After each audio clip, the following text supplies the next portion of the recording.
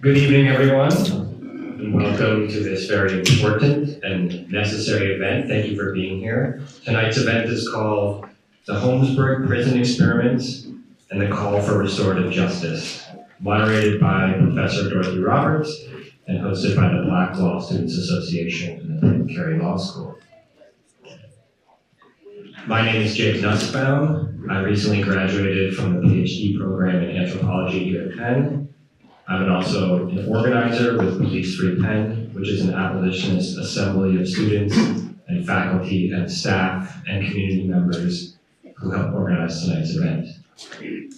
My role here is very minor, which is to provide a bit of context for how this event came to be before passing things off to Professor Roberts. First and foremost, I want to thank the list of incredible co-sponsors of this event, without whom it would not have been possible to put on. Those sponsors include the Black Law Students Association, Umoja, Penn's Department of Anthropology, Annenberg Center for Media, Inequality and Change, Penn Medicine's Ideal Med, Penn's Program on Race, Science and Society, the Abolitionist Law Center, Police Free Penn, Treatment Not Trauma, the Amistad Law Project, and Collective Climb. Tonight's event emerges out of a collective struggle that has been years and even decades in the making to hold the University of Pennsylvania and the city of Philadelphia accountable for its abuse and mistreatment of incarcerated men. This struggle, of course, begins with the thousands of men in Holmesburg Prison who were mistreated and abused by Penn dermatologist Albert Kligman in order to develop his lucrative retin-A acne medication. And you will hear directly from some of the survivors of those experiments tonight and about their struggle to bring awareness to this story and seek reparations from the city and university.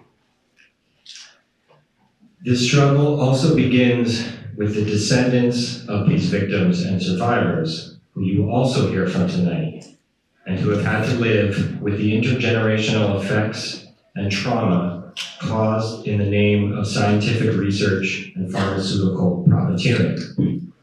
Directly impacted family members and survivors have always been the center of this fight for restorative justice, repair, and reparations. But this struggle also found new life in 2021 when Police Free Penn first partnered with Adrian Jones Alston as part of the nationwide Abolition May efforts to hold universities to account for excessive use of force policing Black and brown neighborhoods. On a rainy Friday night, we shut down Chestnut Street in front of the Penn Police Station and heard direct testimony from Ms. Jones Alston and historian Alan Hornblum, both of whom are on the panel tonight, and screened excerpts of Mr. Hornblum's documentary film, Acres of Skin, about the Holmesburg experiments.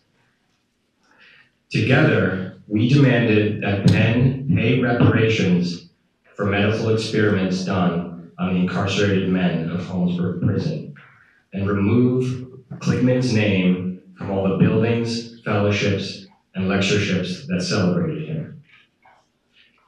We understood then, as we do now, that the call for the abolition of prisons, policing, and the carceral state is entwined with the call for restorative justice and reparations for past harms against incarcerated people and poor Black and brown communities. Tonight, we remember their stories in the context of continued police violence in our city and campus. From the sweeps of unhoused people in Kensington, to the displacement and policing of Black West Philadelphia, and even raids and mass arrests on our university's own students for protesting the genocide. So I hope that as we listen to our incredible and esteemed panelists tonight and learn about these events, we can also hold on to the kinds of solidarity that make an event like this possible to begin with. A solidarity that centers those directly impacted by scientific racism, medical abuse, and the carceral state, and uses whatever institutional levers available to fight for justice and the possibility of repair. So without further ado, I'm very, very honored to introduce our moderator for tonight, Professor Dorothy Roberts. Professor Roberts is the George A. Weiss University Professor of Law and Sociology at the University of Pennsylvania, with joint appointments in the departments of Africana Studies and Sociology and the Law School, where she is the inaugural Raymond Pace and Sadie Tanner Mosul Alexander Professor of Civil Rights. She is also founding director of the Penn Program on Race, Science, and Society. She has written extensively on reproductive justice, race and the law, policing, and the child welfare system. Her most recent book is a vital contribution to abolitionist studies and our understanding of the breadth of the carceral state, and it's called Torn Apart: How the Child Welfare System Destroys Black Families and How Abolition Can Build a Safer World. And of course, in 2024, as you may have heard, Professor Roberts was named a MacArthur Fellow. Please welcome Professor Dorothy Roberts.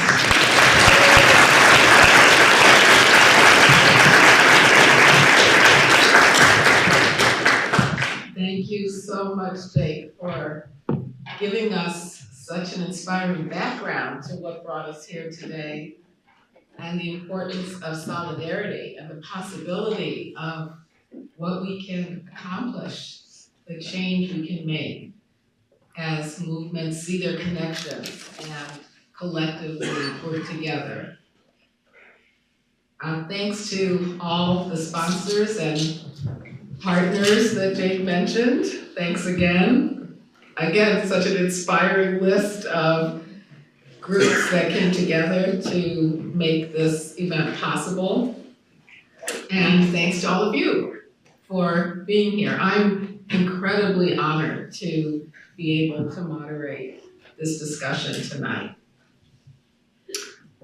So this year marks the 50th anniversary of the end of the Holmesburg Prison experiments.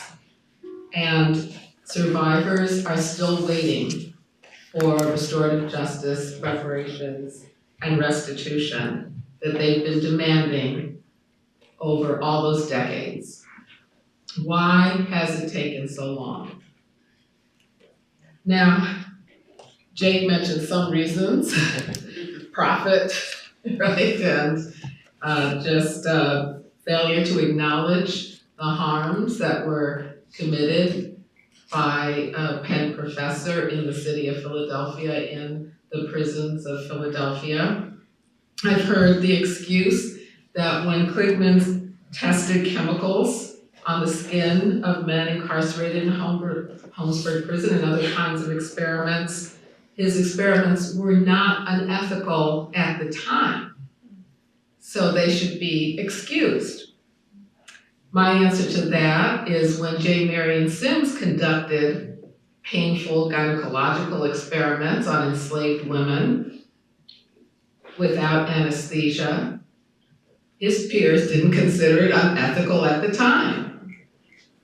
Does that mean that we should just ignore that history? They didn't even think it was possible for an enslaved person to give consent or not give consent, which is very similar to how some people think about incarcerated people in this nation.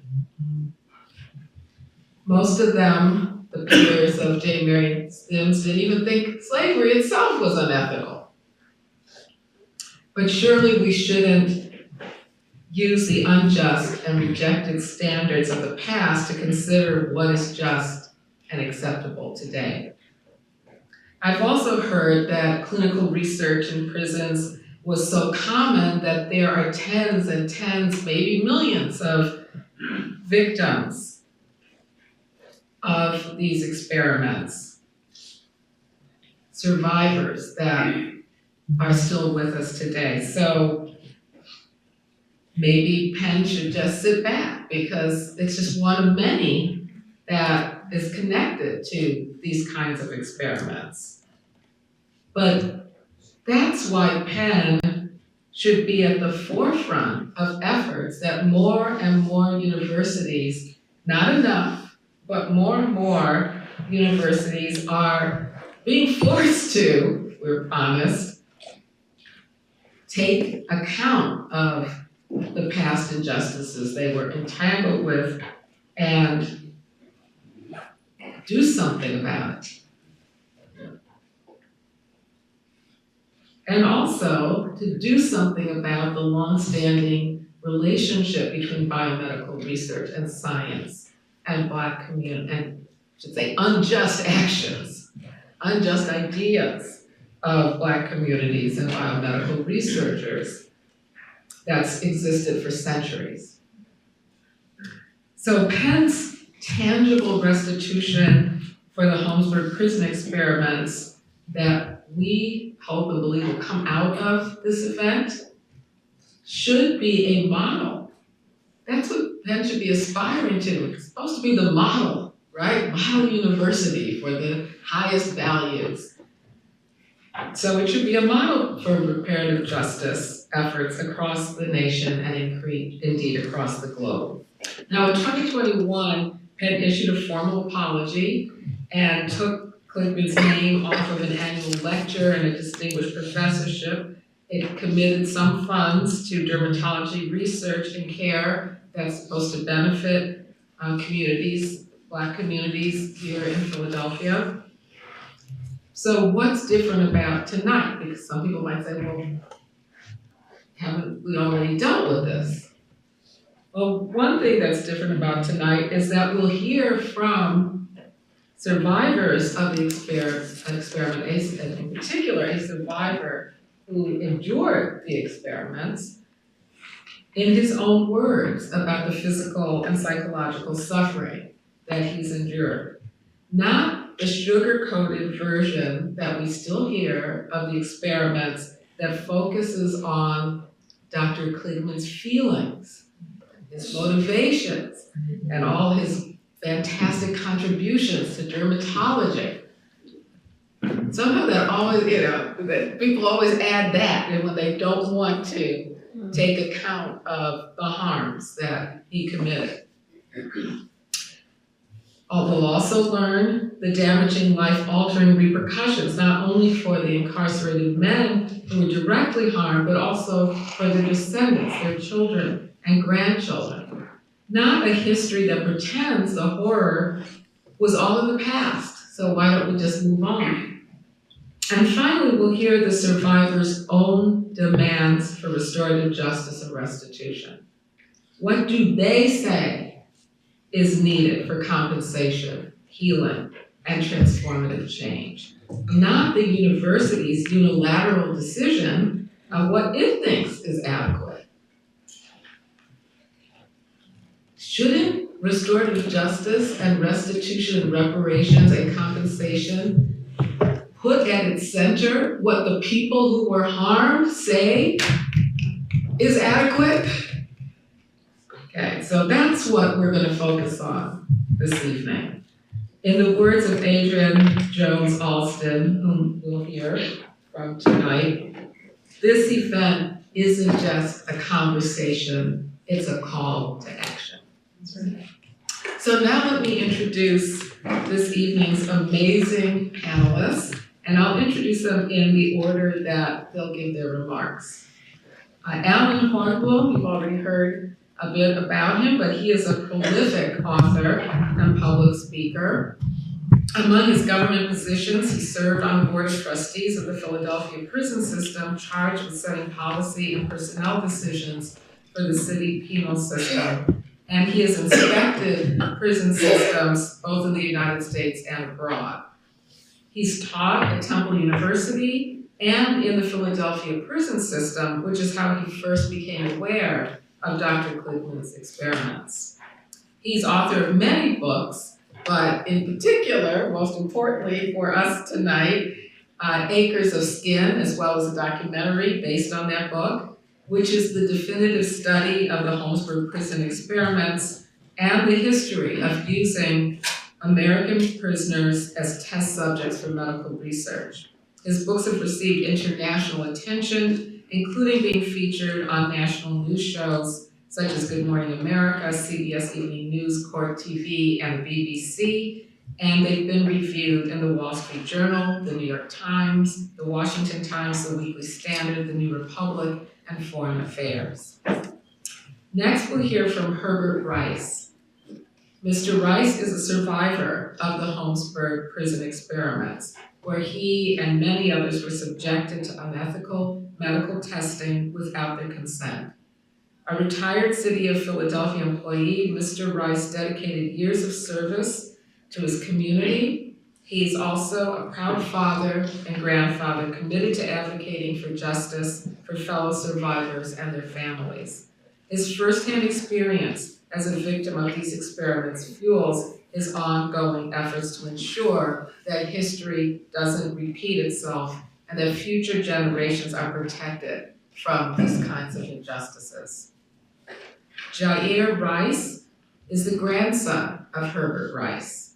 His passions led him to an associate's degree in sound recording and music development from Community College of Philadelphia, a bachelor's degree in film and media from Temple University, and a master's degree in digital content from Liberty University. He is a cinematographer, a producer, a writer, and IMC specialist. I'm sorry, Mr. Rice, I don't know what IMC stands for. What does it stand for? It's just a media specialist. Okay.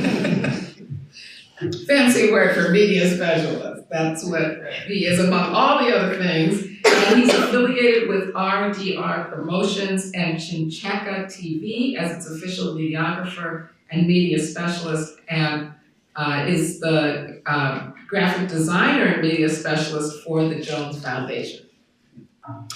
Adrienne Jones Alston is a dedicated advocate and the oldest daughter of Leotis Jones, a survivor of the Holmesburg Prison experiment.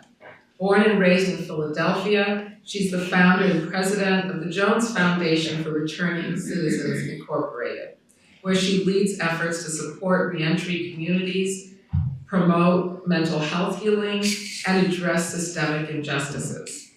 She's a former Germanna College student in Virginia and has been instrumental in advancing the Restorative Justice Initiative for the Holmesburg Prison experiments, collaborating with survivors, their families, and academic institutions to seek reparative justice.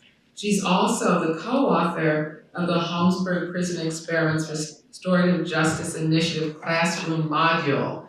And if you haven't taken a look at that, it's an extremely important and useful teaching tool about the experiments and about medical use of research subjects more generally as well. Michelle Muniqua received her MD from the University of Pennsylvania in 2021 and is a current resident in combined internal medicine and pediatrics at the University of Pennsylvania. In 2019, she earned her PhD in anthropology. I was telling, she was my student years ago. I said, last time I saw you, you were a student. Now, you're an MD and PhD. She did it. Oh, it gets better. She works at the intersection of medical and political anthropology, examining the interactions of trauma, history, and the law and practices of care in the United States. And this is the part that got me. Her book project in progress, The Spatial Promise of Refuge, explores these questions in the context of Philadelphia. So the next time I introduce, I'll say, and author. And Malia Hayes is a first-year law student right here at Penn Law, who recently graduated from Vanderbilt University with a degree in public health. She previously worked with the Innocence Project and led undergraduate lectures on prison health reform. At Penn Law, she's part of the Decarceration Advocacy Project, and she aspires to continue advocating for incarcerated people throughout her legal career. And I'm gonna make sure she sticks to that. A lot of our students go astray. I probably shouldn't have said that. I should not have said that.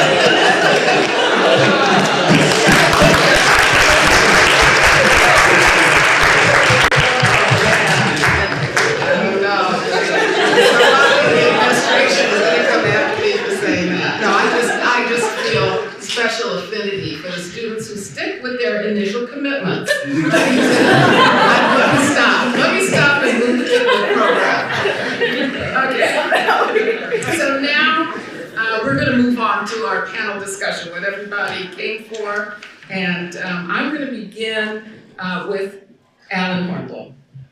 So as we said, you wrote an entire book and produced a documentary on this subject of Dr. Kligman's experiments in Holmesburg Prison, Acres of Skin. We don't have a lot of time. I know it's quite a challenge to put that all into a few remarks, but I hope you will give us, as an opening to this panel discussion, an overview of what you found in your research and why you've been so dedicated to sharing the story of the experiments throughout the nation since the time you wrote that book. Well, thank you, Dorothy. I want to thank Professor Chi-Ming and Jake and their team of organizers for putting this together. Would have liked this to happen 5, 10, 20, 15, 50 years ago, but those folks that we needed were not around, and there's not too many of them now.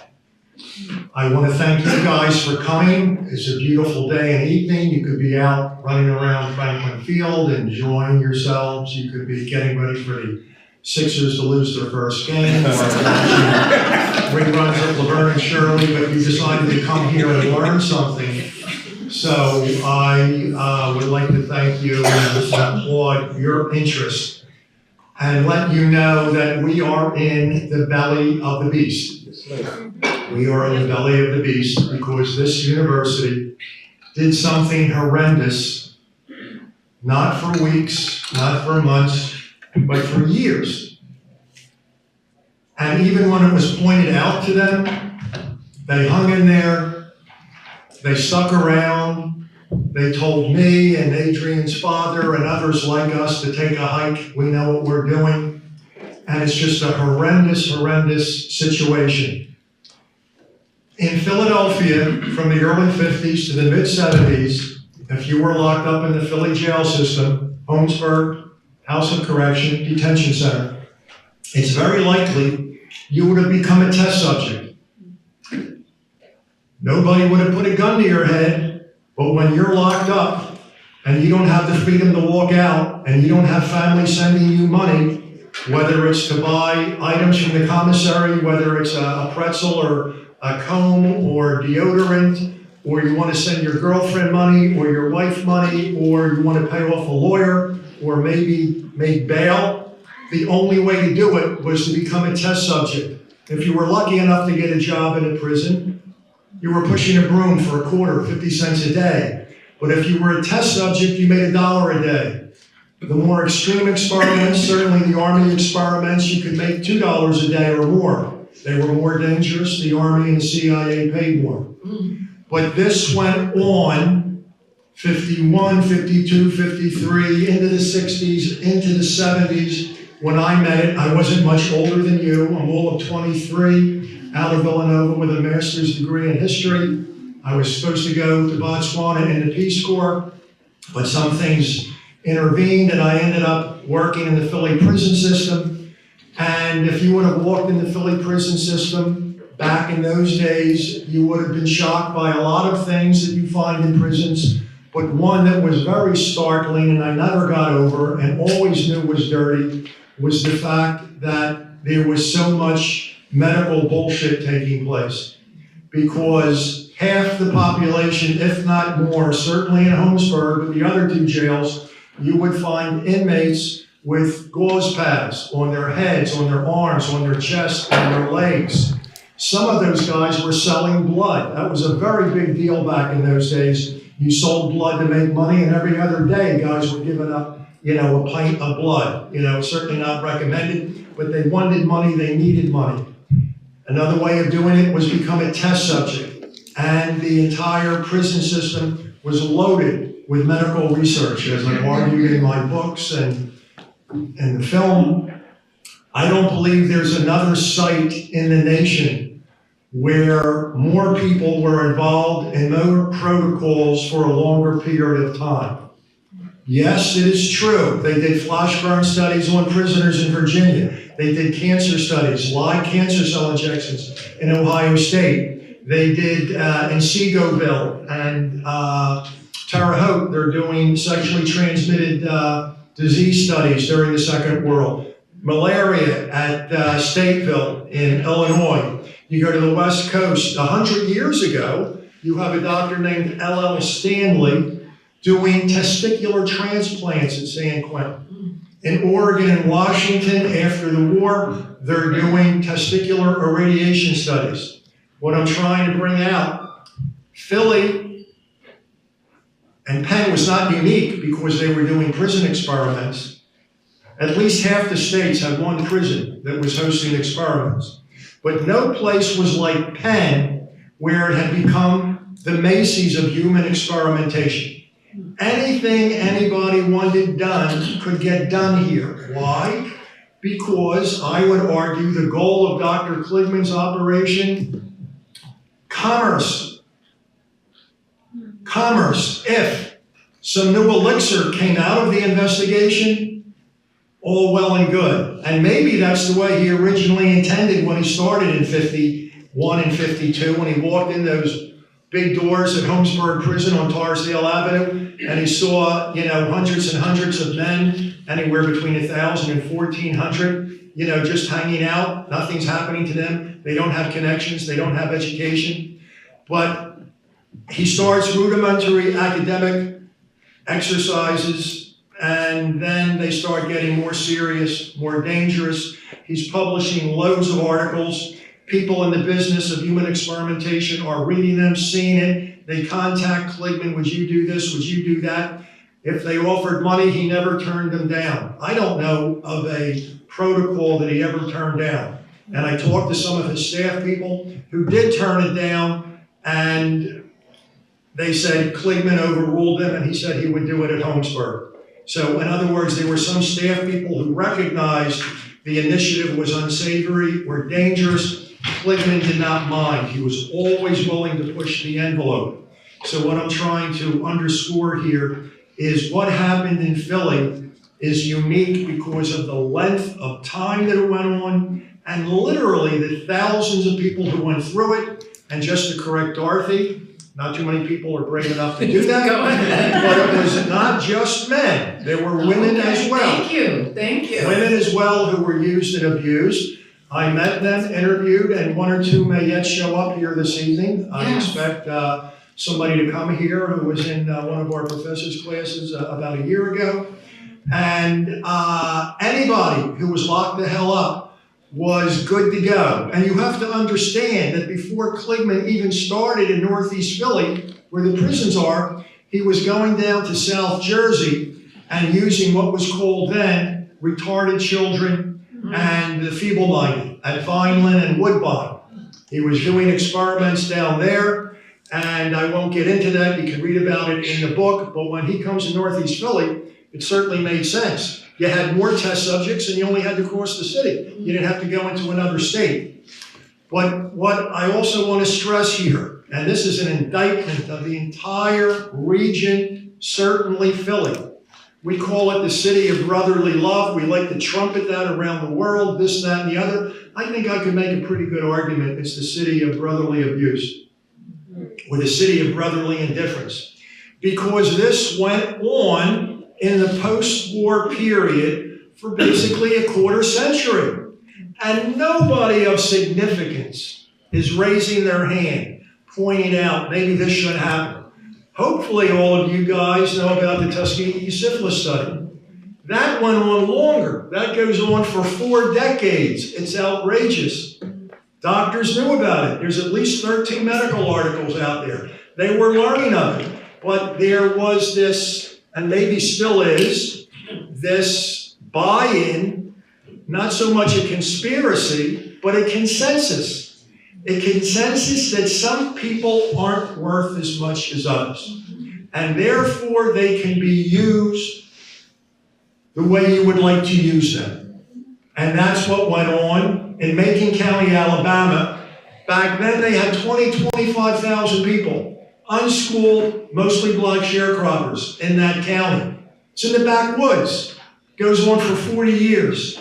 The Holmesburg experiments goes on for almost a quarter century, the third largest city in the nation. There's over 2 million people in Philly. All of that time, the time I've been involved, and you asked for a reason that it's probably something between dedication and brain damage, that I've hung in that long with this, but I witnessed it. I always knew there was something wrong with it. I always expected a professor, a doctor, a medical ethicist, a historian to write the story of the experiments. Never happened. I'm waiting for it through the 70s, through the 80s. By the 90s, I'm in the sheriff's office. I'm still coming in contact with guys like Herb and others who I knew from 2 decades earlier. They may have been in Lewisburg, or they may have been in Graterford, or maybe on the street, New Charge, whatever.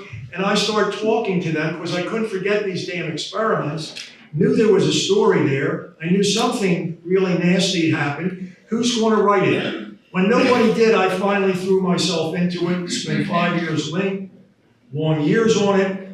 Gave up my job in the sheriff's office, which shows you how smart I was.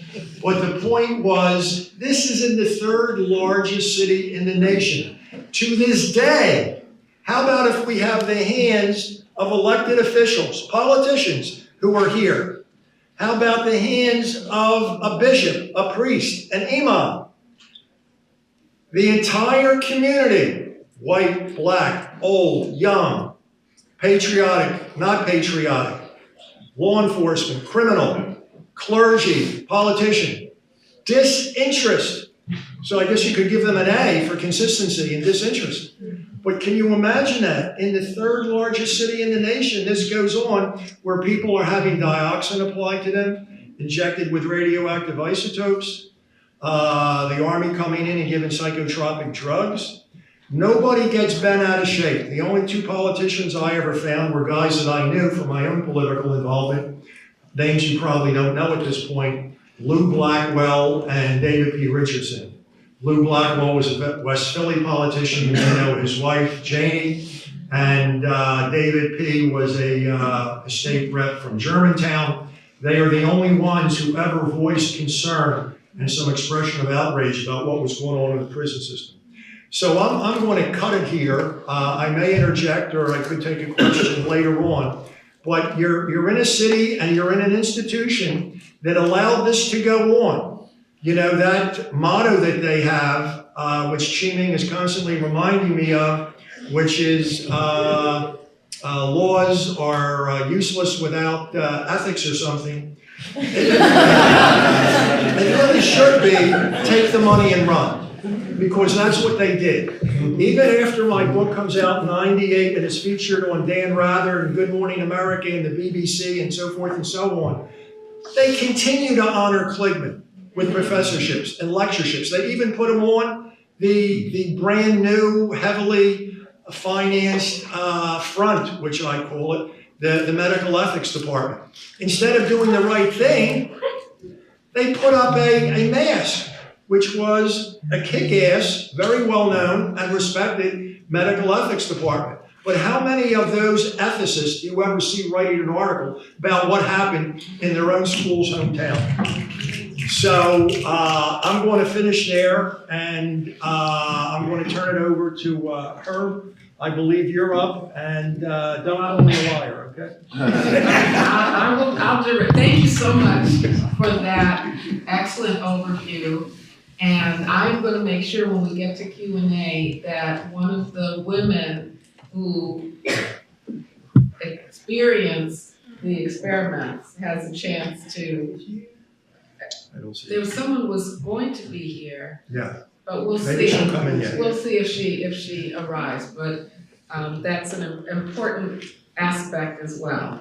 Anyone in the prison was subject to experimentation. So I'm Mr. Herbert Rice. Can I stand up and talk? Is that all right? Do however you want to do it. We want to hear about your experience in the Holmesburg Prison and how it affected your family, however you want to say it. Okay. And wherever you want to say it from. Go Okay. ahead. Again, my name is Herb Bryce, and I come here to give you what I call gut level honesty about what I went through. I'm just about 80 years old, but what I experienced at 23 years old. The first time I went to Holmesburg Prison was in 1963. I was 18 years old. For whatever reasons, prisons never scared me. Because the same thing that was going on in the prison was going on in the street.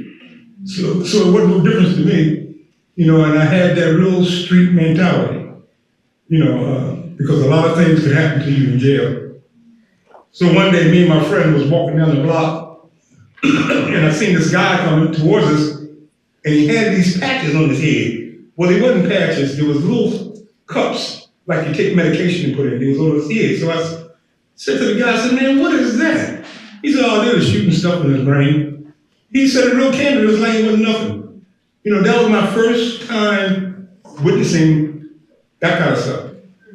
Then the next time I came back to Holmesburg was in 1967 and 1968. That's when all hell hit the fan.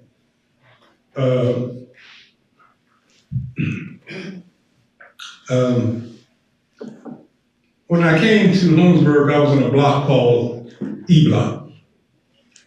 I didn't have no money. My family wasn't sending me none. It was like I was on punishment because I was a pretty rogue out there in the street. And a friend of mine came over on the block, and they had a thing they called a care package. When you have friends, they bring you a care package. That means you got cigarettes, underarm deodorant, soap, toothpaste, just your needs. And so he came back again and said, Herb, you want to make some money? I said, yeah, what I got to do? He said, well, I'm on a block where you take tests of that, man. And you can make some money. So I didn't hear nothing but money. So I went over to the block, which they call H Block. H Block was the prima donna block. It was different than all the other blocks in jail. At that time, somebody either got stabbed or raped just about every other day, if not every day.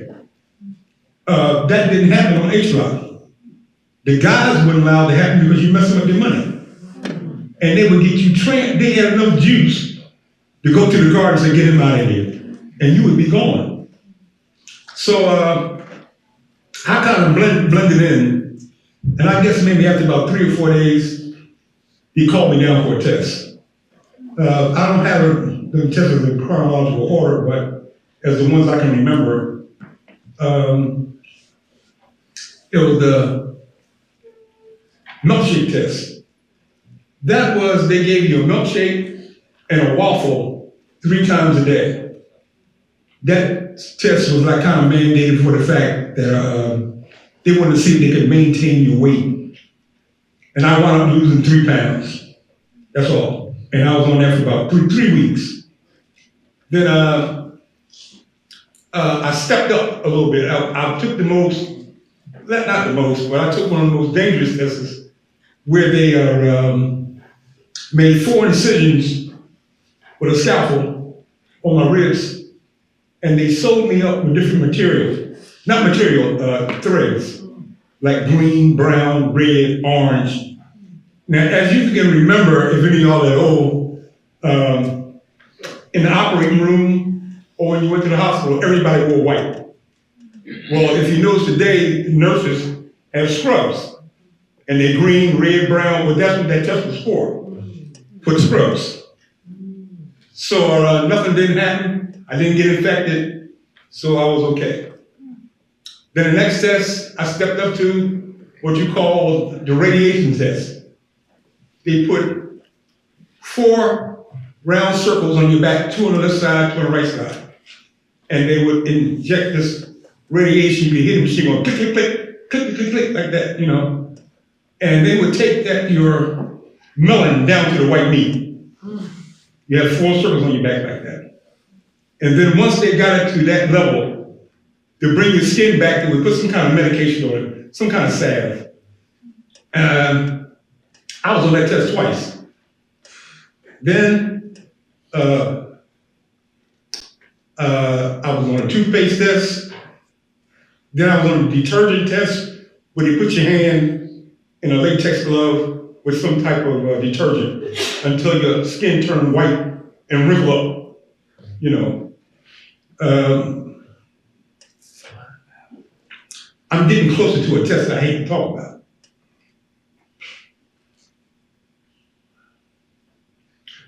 They put me on this test called a metabolic study.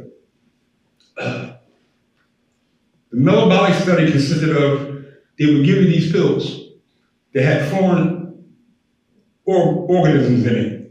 They didn't know what was going to happen. You damn sure didn't know what was going to happen. They took us off of H block and took us to the hospital block. And you was observed for about 3 or 4 days as you took these pills to see if you had any reactions. Well, after the test was over, I know I didn't respond until like about maybe 2 or 3 months later.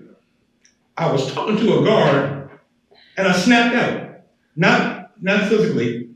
I started calling all kind of names, but the thing was, in my head, I could hear myself saying, "Herb, what the hell are you doing? Herb," but I couldn't control what was going on. So the guard didn't really want to do anything to me because he knew me. But a sergeant seen it, and they took me and put me in a hole. That was an experiment in itself. They put me in there for 3 days, and I thought I was in there for 3 years. When you go to the hole, they give you toilet paper and a mattress. If it's wintertime, the mattress is made out of horsehair, which made you itch damn near to death. And if you went in the summertime, they give you a plastic mattress. You damn near sweat to death. You got 1 meal a day. That 1 meal consisted of breakfast, lunch, and dinner was on that plate, and they would give it to you. As they gave it, it would collapse. So you had to eat off the floor. You couldn't see nothing because they had a gate with holes in it, and then they had another one that slides across, just like on a boxcar. They would slide that across, you'd be in complete darkness. And so I was on some other tests. I can't remember what they were, but about 2 or 3 weeks later, July 4th, 1969, the Holmesburg ride jumped off. I wasn't part of it, but I was in it. I wasn't in it as a participant, but I was in it.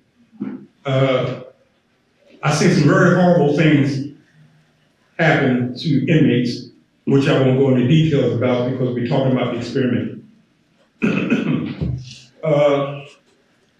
When I went, they transferred me from Holmesburg to Eastern State Penitentiary at 22nd and Fairmount. I was there maybe 1 or 2 months. Then they transferred me again to Grady Ford State Penitentiary. I was there 2 or 3 months.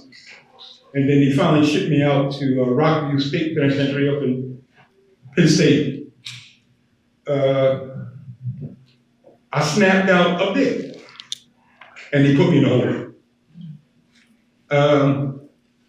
I started having these nightmares, and I didn't know, I never had a nightmare in my life. You know, I thought I was dreaming, but this was worse than dreaming. You know, I would wake up, I would be asleep and see these guys in white coats with blurred faces chase me with needles. And I kept hearing them say, "Get the skin on, something like that." I can't really remember, but it was something about grabbing me. And I would wake up, and it was so bad that a couple of times I urinated on myself. You know, and I got released. And I brought all this stuff back to my home, to my wife, to my children, to my community, and I just was a damn fool. Now, it was so bad that I would rather get high than live in reality. Being high was like a blessing. You know, I just couldn't cope with all this stuff, but I never thought about committing suicide or nothing like that. But mine was like to hurt other people. You know, that's what mine turned into. And then people start doing things to me. You know, I got shot a couple times. You know, I got stabbed a couple times. You know, and just acting out. You know, I didn't trust nobody. I was scared, but not scared. You know, and this is after I got on the street. So, and I kept going back and forth to jail, back and forth to jail. The last time I came home in 1976, which I never went back to jail again. And my godfather got me a job. Long as I was preoccupied, I was okay. Long as I was preoccupied, it's when I went to go to sleep. It got so bad.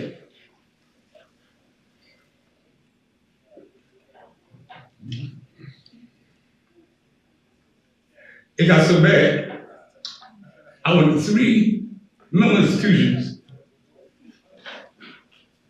And they diagnosed me as being bipolar. I wasn't no doctor, but I knew there was more than that wrong with me. You know? Then finally, they put me on lithium and some other stuff I still take to today, so I can sleep. If I don't take it, I do not sleep. I'm still affected from that. Now, before I took the pills and stuff, I could go to sleep standing up. You know, but it affected my life for 50 years. You know, I just started talking about this last year, and it was like a gift from God, because my TV went out, and the guy told me, said, everybody know a guy can fix it. So he got the guy to come over my house, and as he's fixing the TV, we're talking. And he said, yeah, man, when I was at Holmesburg, and he did that note, you know, I said, you was where? When? And he said, when? And then he said, this lady paid him $200 to tell the story about him taking medication. And I said, what lady? So he gave me the phone number, and I called the lady, and there she is right there. There she is right there. You know, and my healing started with that phone call, because I know I couldn't talk about this, man. I was like, felt like I'm being strangled. Like now I'm pushing myself. You know, it's not easy. You know, I have good days, bad days, and days, but I don't complain. I don't complain. I just keep pushing, man. And people say, well, why don't you try to get some help? I went to 3 mental institutions. All they wanted to give me was medication. I know they gave me some medication one time that my legs felt like semen, and my tongue, I couldn't talk. You know, and plus they had shot me in my behind with something that knocked me out. And I said, nah. And even to today, I mean, I went through a thing one day and I called Adrian, and she couldn't talk to me because I couldn't talk to her. You know, I just get lost.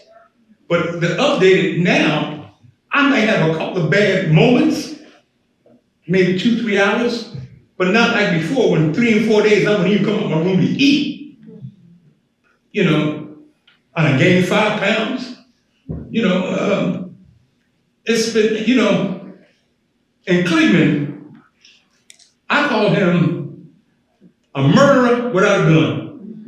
Because the thing, not what he did to me, and what he did to my friends. 3 of my good buddies that we used to talk to, because our mental stuff was real fragile.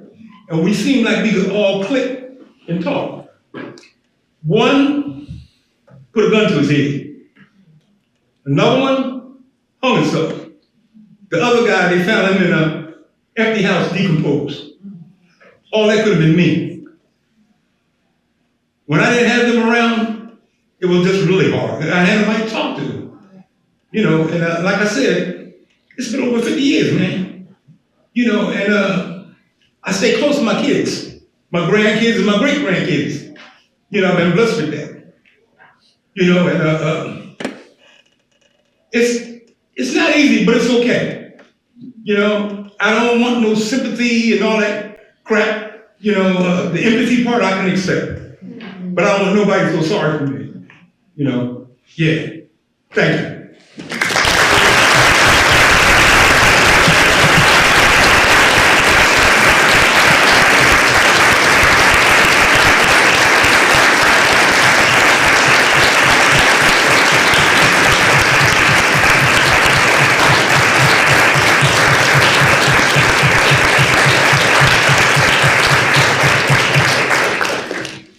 Thank you so much for that powerful testimony, and I could tell, maybe others could tell, it was difficult. And we really appreciate the honesty and the power of your words, and also the power of healing, that there is the possibility of restoration.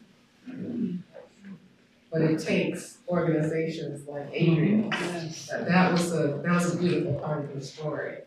Wow, thank you so much. Jair, I'm going to turn to you now. As Mr. Rice's grandson, and what a privilege to have the two of you here side by side. You experienced the impact of the experiments on your grandfather and the rest of your family. Can you tell us something about that? Yeah, so thank you all for coming out. Thank you for the support, appreciate it. So yeah, I'm here to support my grandfather, because he told me about this. I had no idea for like my entire childhood that such a bright person that he came off as when I was little went through something that dark. And it was very, very disturbing. And people, I remember like there were times where like people would, I would overhear conversations of people, grandfather's crazy. Like they wouldn't say this to me, but they're like, oh, your grandfather's crazy. Yeah, he's crazy. I don't know what the heck. I'd hear stories like that, and I never really knew what they were talking about. I just knew there was a certain point in time where he was crazy and was doing crazy stuff, and I just didn't. I never really got it. Until last year when he finally told me that what caused that, what was causing all of that. And it affects me mentally just because like there's just certain family members, like there's certain parts of my family now that are like dysfunctional because of this, because of something that was out of his control. And yeah, it's gut-wrenching, and I hate seeing him cry, or even like getting close to crying. And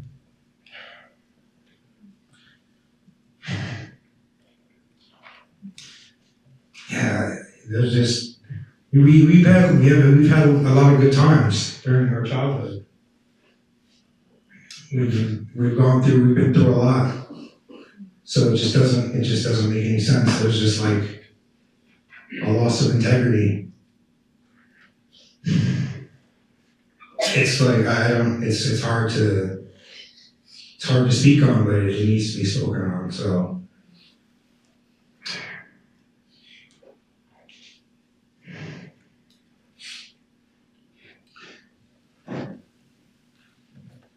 I don't know, it's just disturbing, like, to think, like, he's told me some things in private that have brought me close to where I would not have had a grandfather. And there have been many times where I've come close to just not existing because of the dangers that we came so close to death a lot of times. And I'm happy he's still with us. It's a blessing. I think when the story about his TV going out, that's not a coincidence at all. Because I mean, if that hadn't happened, let's say he was listening to the radio instead, I mean, I don't know how I would have ever found out about this, if ever. So I'm happy I know about this. Very disturbed. deeply disturbed.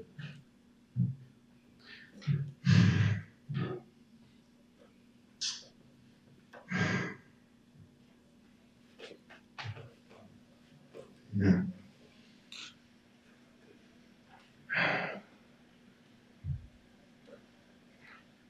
Yeah. Thank you so much for your comments also, and for the support you're giving your grandfather. Yeah. Yeah, I think this is, I'm grateful, I mean, I'm not happy that this happened. I'm grateful that this is a way for me to practice my media specialist career.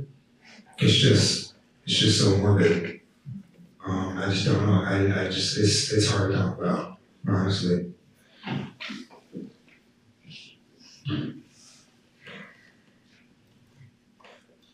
But yeah, my grandfather, he didn't deserve any of that. He didn't deserve any of that.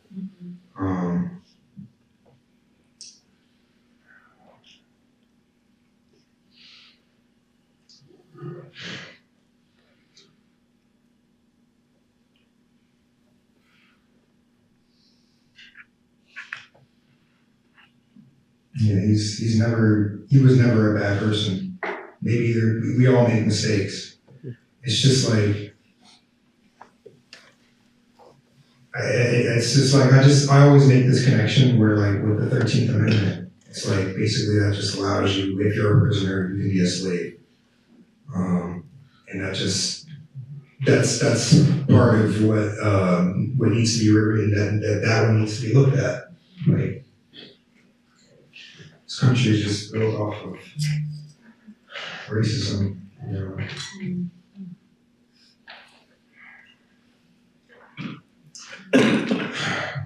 I hate this. I'm glad this is being talked about more. I just hate that it took very long. It took very long for this to be spoken on.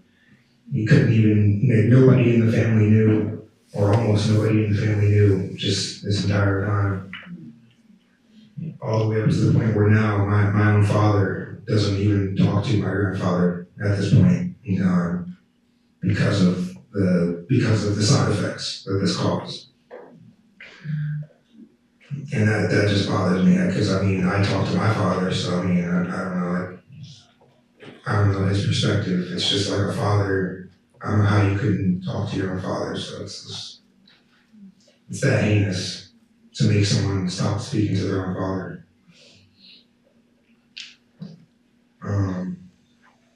And I'm hoping that can be amended. I'm hoping that can be amended while my grandfather's still here.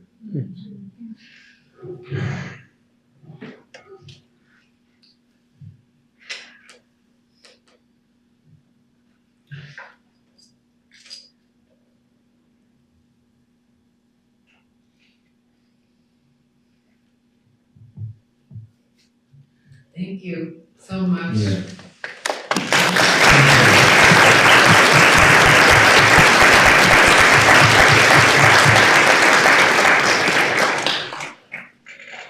I really appreciate, I'm sure we all do, how you have told us about the wide-ranging, horrible repercussions of these experiments, that they last for generations in ways that you might not be aware of unless you experience it yourself. And so it's really opening our eyes to perhaps aspects of this we didn't even think about. Yeah, even now, I mean, it's just, I don't know how I'm supposed to react to this kind of information. It's like, you went to what? It's basically almost like the Holocaust. Mm-hmm. You know? Just, even if it was less people, it's still like a human life. It's just, they just prioritize money over everything. It's this whole country, it's always about money this, and he did it for, Kligman did it for commerce. It's ridiculous. You don't have insurance, it's just you die. Or you go to prison, it doesn't matter what happens to you. It does matter. Like,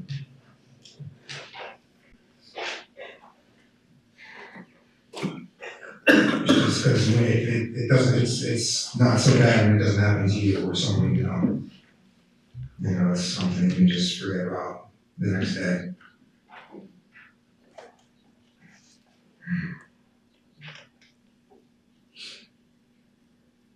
Yeah, I was a bit nervous coming here to this university, considering this is the place that advocated for that at one point. Even if it was before everyone here was, well, not everybody, but before a lot of us were born. Still, I was thinking that I was just, ready for any unexpected thing to happen. Being in the belly of the beast and all.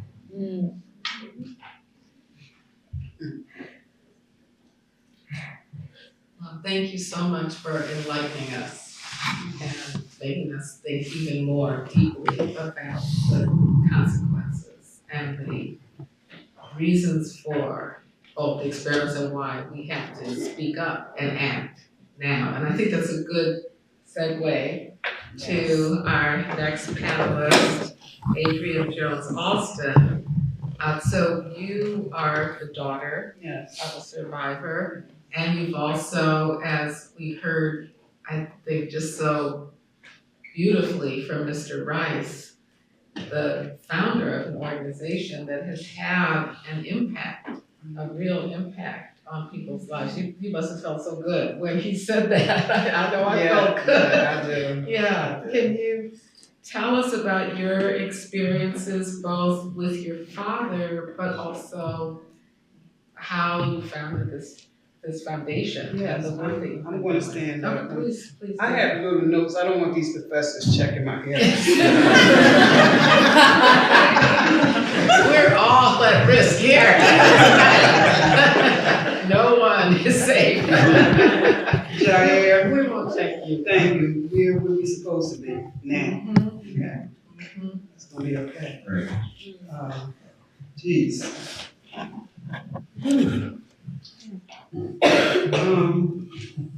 Good evening, everyone. I just would like to thank everyone who worked so hard to bring this together.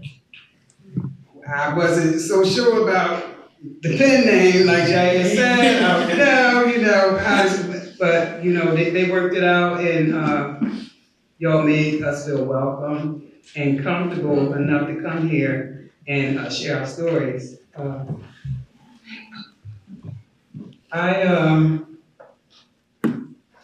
Like I said to the reporter today, we're not just here to discuss the atrocities of the experiments, what happened and who did what. We're here to bring more accountability.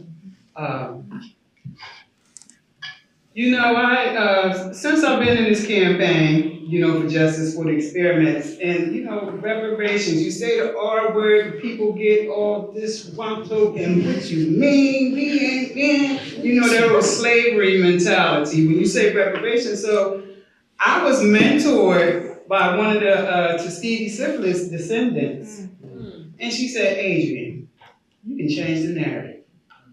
I said, change the narrative when it comes to reparations, and I'm a praying woman, that's for me. And I prayed on that. And that's how restorative justice came about. But back to what you said about how did I get started, let me talk about my father a little bit, and I'm going to go into that. I'm the daughter of Elis Jones. My father was a survivor of the experiments at Holmesburg.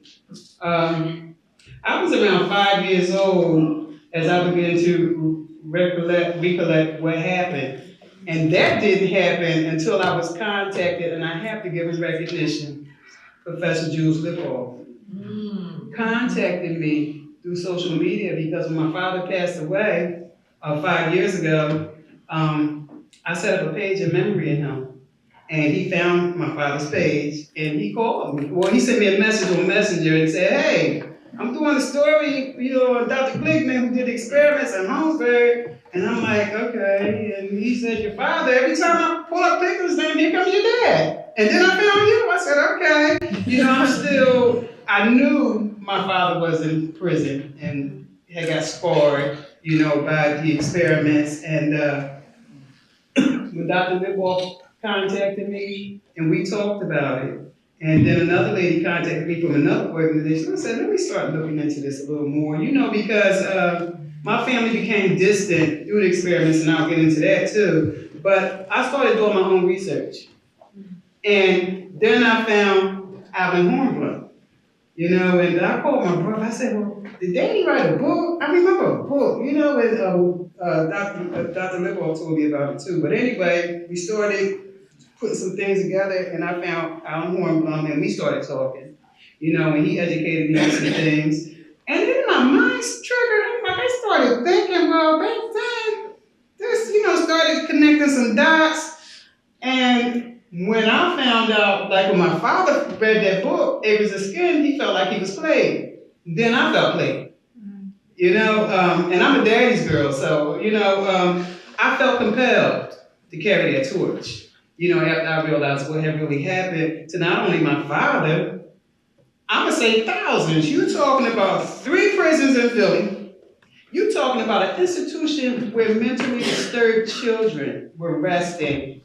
Senior citizens in nursing homes were probably on their deathbed for the most part. All these people were experimenting on and nothing was done. I'm talking about thousands, and I jumped in it, and then I met Chai here, and I was like, when I met them, and I was invited to the rally, and we were marching, and Lipwalk was recording. I'm like, what the hell am I doing? I was already in it, then I couldn't turn back, but I just kept marching, and I kept coming back, and then I gave the event at the Holmesburg Prison wall to commemorate, the Holmesburg Prison experiments, and that's when I started meeting survivors. And when I met Mr. Rice, he held on to me for dear life. He would call me and I'm crazy, he'll say that stuff. I'm like, I'm crazy too, so we all family.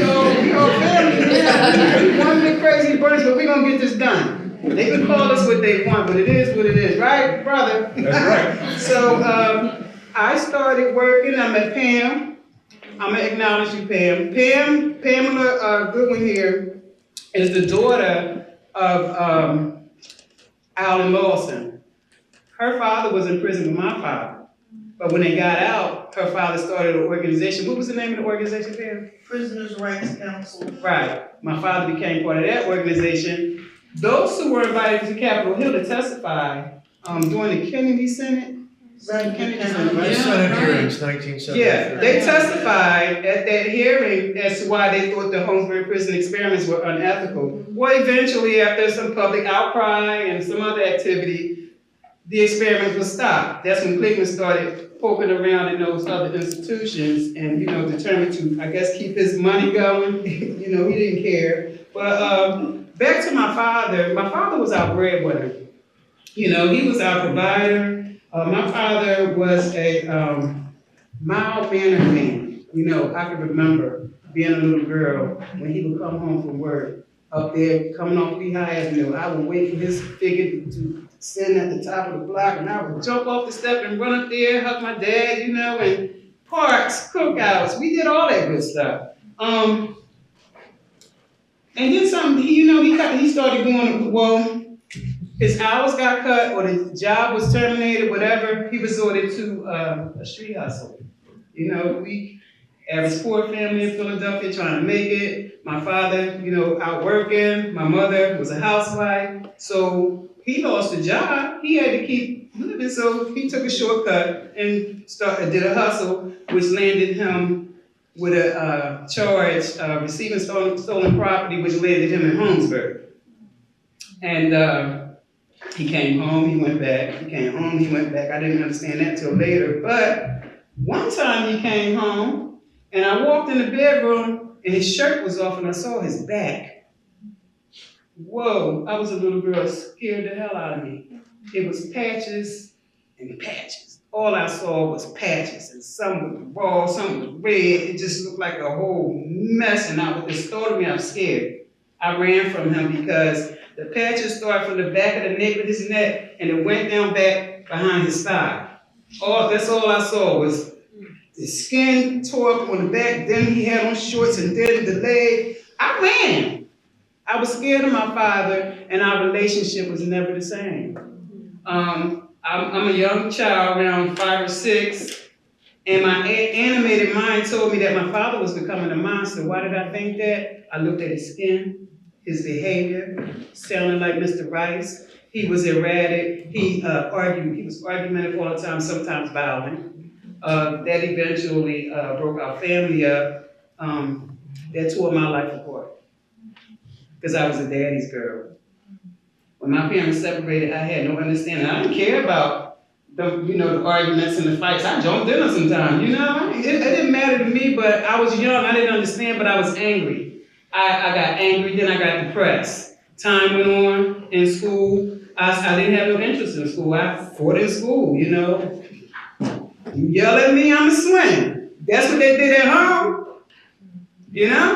So I started getting in trouble and started cutting class, eventually hooked me in school. The truancy officer ran me back in school a couple times, but I didn't care no more. Something was going on with me. And my mother would ask me, what's wrong with you? And I was like, ain't nothing wrong with me. Why are you acting? I didn't know I was acting any kind of way. I was just withdrawn. I didn't talk. Anyway, I wanted to get away. My mind was just so messed up as a kid. I just wanted to get away from everything. I ran away. I became a homeless teenager in North Philadelphia. You don't know what I experienced as a young girl out there in the streets, scared to go home because it got dark and I knew I was going to get it. So I stayed out. I slept in cars. I slept in abandoned houses. Just an emotional mess. Eventually the cops caught up with me because my mom reported that I was missing. They put me in a girls' group home. I ran away from there. I was messed up. I was diagnosed as being emotionally disturbed at the age of 16. I was just a runaway. I started staying in people's houses. I was just a mess. So I'm diagnosed with this emotional issue. It's not treated because I'm not standing still long enough to be treated. So I just I'm going into my young adulthood. But before that, I stayed in a place where a man invited me in. You need somewhere to sleep. I see you sitting out there on the step, it'd be late. Now you can sleep in here. And I trusted him. I went in here and it worked. He didn't bother me. But one night I returned there and he stabbed me in my chest, landed me in Pennsylvania hospital for 2 weeks. My family came to say their last words to me. They thought I was gone. The scissors pierced my heart. I'm not supposed to be here today. I was kept for something, but I'm here. I recovered from that. I went to Job Corps, took up nursing, met a little friend, a boyfriend. I wanted to be a nurse. So I took the test to be an Army nurse. I'm going to be an Army nurse. That's why I always wanted to be a nurse. So when I took the test, I passed the pre-test, took the physical, I was pregnant. So I couldn't go. Anyway, so moving on. So I gave birth to my first child in 1983. Then I gave birth to my second child after I got married in 1985. And in 1986, I'm still in my little mental thing, but I love my children. I didn't do anything to harm anybody ever. But back to the runaway part. See, I had to steal to survive. I missed that part. I stole in grocery stores, got put out. And anyway, in 1985, I wanted to say that part because I'm going somewhere with it. In 1985, I was introduced to crack cocaine. I think in the early 80s, like around 82 something, the crack epidemic happened. I got caught up in that. Thank God I had my children before that. They didn't get that part. But I battled with my drug addiction for 20-something years. An emotional mess. I can't blame everything on experiments, but I bet you what, it gave me a good jump start in a downward spiral in my life. I'm not going to go through what if my dad didn't, what if I didn't. I can't do that. A fact is, he went to Holmesburg, he participated in those experiments, he wasn't fully disclosed, Him and hundreds, if not thousands, of inmates were released back into the communities. They abused their families, family members. Lord knows what was coming out their systems. They used war chemicals. I mean, I'm not gonna go there, that's a whole different show, but I'm just trying to get you guys to understand that men like Mr. Rice and my dad and those other men were in the community, you know, and people were affected. You know, they didn't know, we didn't know how lethal that was, you know, that, who thought about a 5-year-old child? Didn't nobody give a damn about me when they did that to my dad, and he came home and did what he did. It's a lot of me. I talk to other children like me, when I talk to them, and me and another professor up in Washington, I talk to those children, they like my age and they sound like me, I can't even sit through some of the interviews. I talk to the wives, I talk to my mother. You understand? And I have to go through that over and over again, but I've gotten stronger. Mr. Rice helped me out with that. You know, I had to understand that we are an affected group of people who need your support. You know, this is not, I can't even stand here and say, I didn't want to come to University of Penn. My mom said, what you mean you're going there? You better be careful. Don't you trust them people? And she started going through, I'm like, okay, I want to go. You know, she said this, she said, I think you better go. Just be careful. Watch what you eat. And so I said, Mom, I will. Anyway, she said, well, we in Virginia. Well, I'm not going to go to Penn, but I think I better ride with you because you need me to go. I said, okay. You know, she at the hotel chilling, you know. Turn my phone up, you know. Did you eat? Don't eat. No, I didn't eat, did I? I didn't eat. That's not but anyway, I don't know what y'all might have did. You know. But anyway, the distrust. You understand? It's at different levels. I'm paranoid about a whole lot of stuff, and people pick it up in me. I think y'all all set me up to come here and kill me. That was a thought in my mind, you know, because I'm used to, oh geez, and then the stigma. But anyway, my father, Mr. Rice, and I'm in touch with some other survivors, and they all have the same story. They all sound like, that's why I'm here. And I'm gonna fight. Like my daddy did. My daddy became a recidivist. I'm just like my dad. I became one. But guess what? He became a super advocate in the city of Philadelphia for decades. And he fought. He didn't get to hear the first apology. But I did. You know, that's good enough. You know, they heard it. That's good enough. We're gonna continue to do what we do to make a difference. Now, I'm gonna talk a little bit about restorative justice. You know, restorative justice, of course, is to bring some accountability in here because, come on, y'all. This is decades. My daddy died, he was 8, I'm 60. That's a lot of years. You know, before I go into that, the Henrietta Lacks Foundation, everybody know about Henrietta Lacks. They heard about me, and we got connected, and they said, well, this is what we want to do for y'all survivors. This is the Henrietta Lacks Foundation. Any of y'all want to go to college, we'll pay your college course. I completed my course at Germanna. They paid all my student loans. And I'm talking about my crazy self over the years, jumping in classes and out, applying for grants and not paying the loan. They paid all of it, clean slate. My account is 0 today. I want to go to college, but I'm scared. My daughter is now in college. They paid everything. She's in a degree program. She's going for associates. She said she won't go back. My grandson graduates in June. He wants to take up law. He's like, all right, we got this, Henrietta Lacks, we're gonna get you, and he wants to go to school to become a lawyer. And I was like, yes, we're gonna have a lawyer, we're gonna get some stuff done. I'm gonna be on the cane, but we're gonna do it, grandson.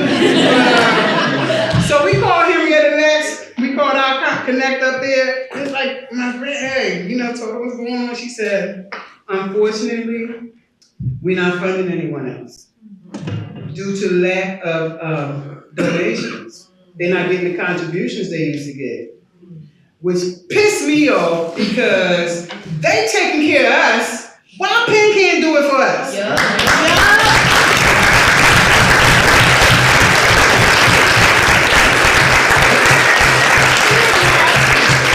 We're not one of the lax family members. We belong here. You know? I hope that something happens that my grandson can come here to law school or wherever he want to go. He don't have to be here, whatever he need to do. But he's graduating and now he's searching around for money and trying to get him straight because the time is short. They say you have to have certain things, so y'all know how that go. At certain times, and I'm pulling my wigs off when I have them on, what we gonna do, you know, but we trying to work it out, you know, but that's not Henrietta's place because they take care of their people. Penn should take care of us. And our children. My father, they should take care of the bloodline, the offsprings, however y'all want to word it. They need to take care of us because of the harm that they cause. The lives that were taken. You know, I hear that Dr. Kligman is still being honored in some areas here at Penn. That shouldn't be. Because when you hear about those football players and rappers that did something, they snatch away honorariums, take all your endorsements. What happened here with Kligman? He's above the law. Why he can't just go away? You know, because even with today's administration up in Penn, up the upper higher-ups, whatever you want to call them, why are they still lying and covering up unethical behaviors? Well, here we have a whole new generation of people. We had nothing to do with that. The president didn't have nothing to do with that. Let that mess go. Let's clean this up and do what we have to do.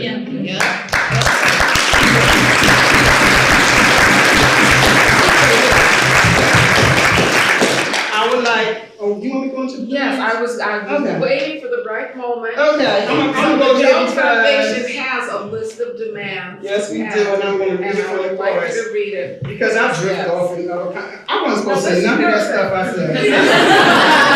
I missed a whole lot of stuff in between. Exactly. But I'm not gonna give you my cards because you're gonna correct them. No, it's nothing to correct. This is your demands. Okay.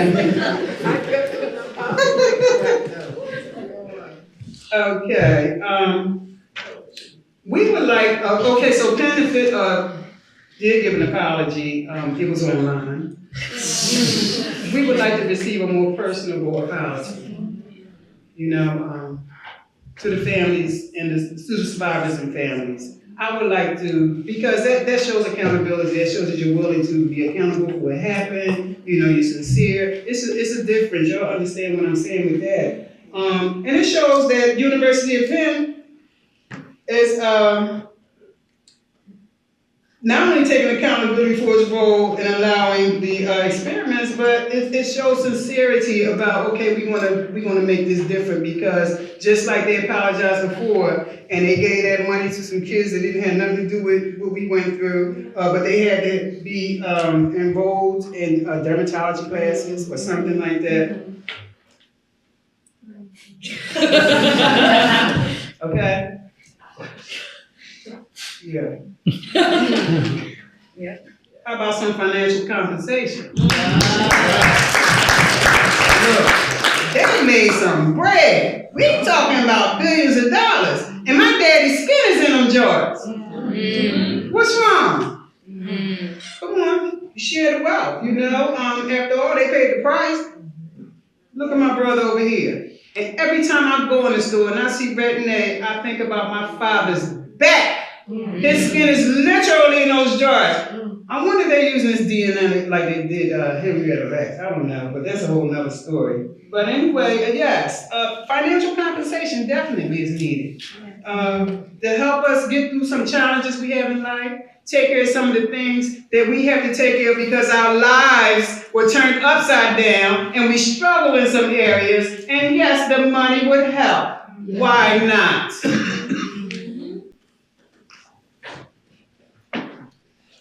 Whew. Removal of Kligman's name. Totally.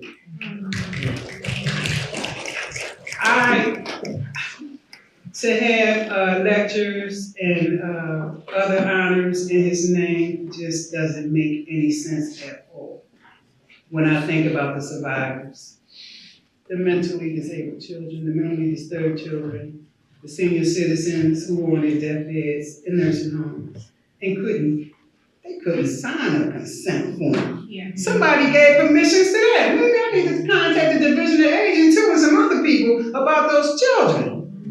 But this situation has so many layers of unethical.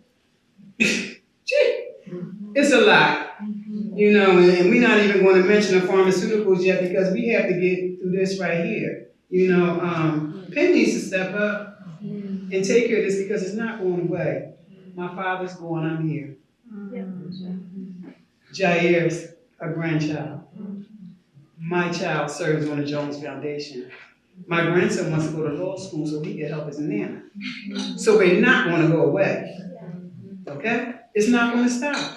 And it's time to change this. It's time for us. I would like, even though my dad would probably say, what's wrong with you? I would like us to do it in a collaborative effort. And I think that'll work. You know, restorative justice, it'll sure keep them out of the courtroom on it. Because one day that's going to happen. Somebody said I wouldn't be standing here. You'll never get in Penn. Where am I? You'll never get an apology. What happened? And I'm going to keep going. Okay, moving on. I'm going to keep going.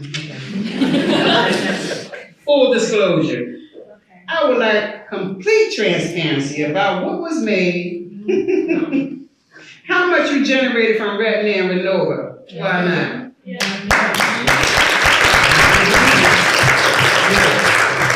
That's our product, isn't it? Yeah. Full disclosure. They shouldn't have anything hidden anymore. You know, it's enough. But enough is enough. Okay. Remove his name.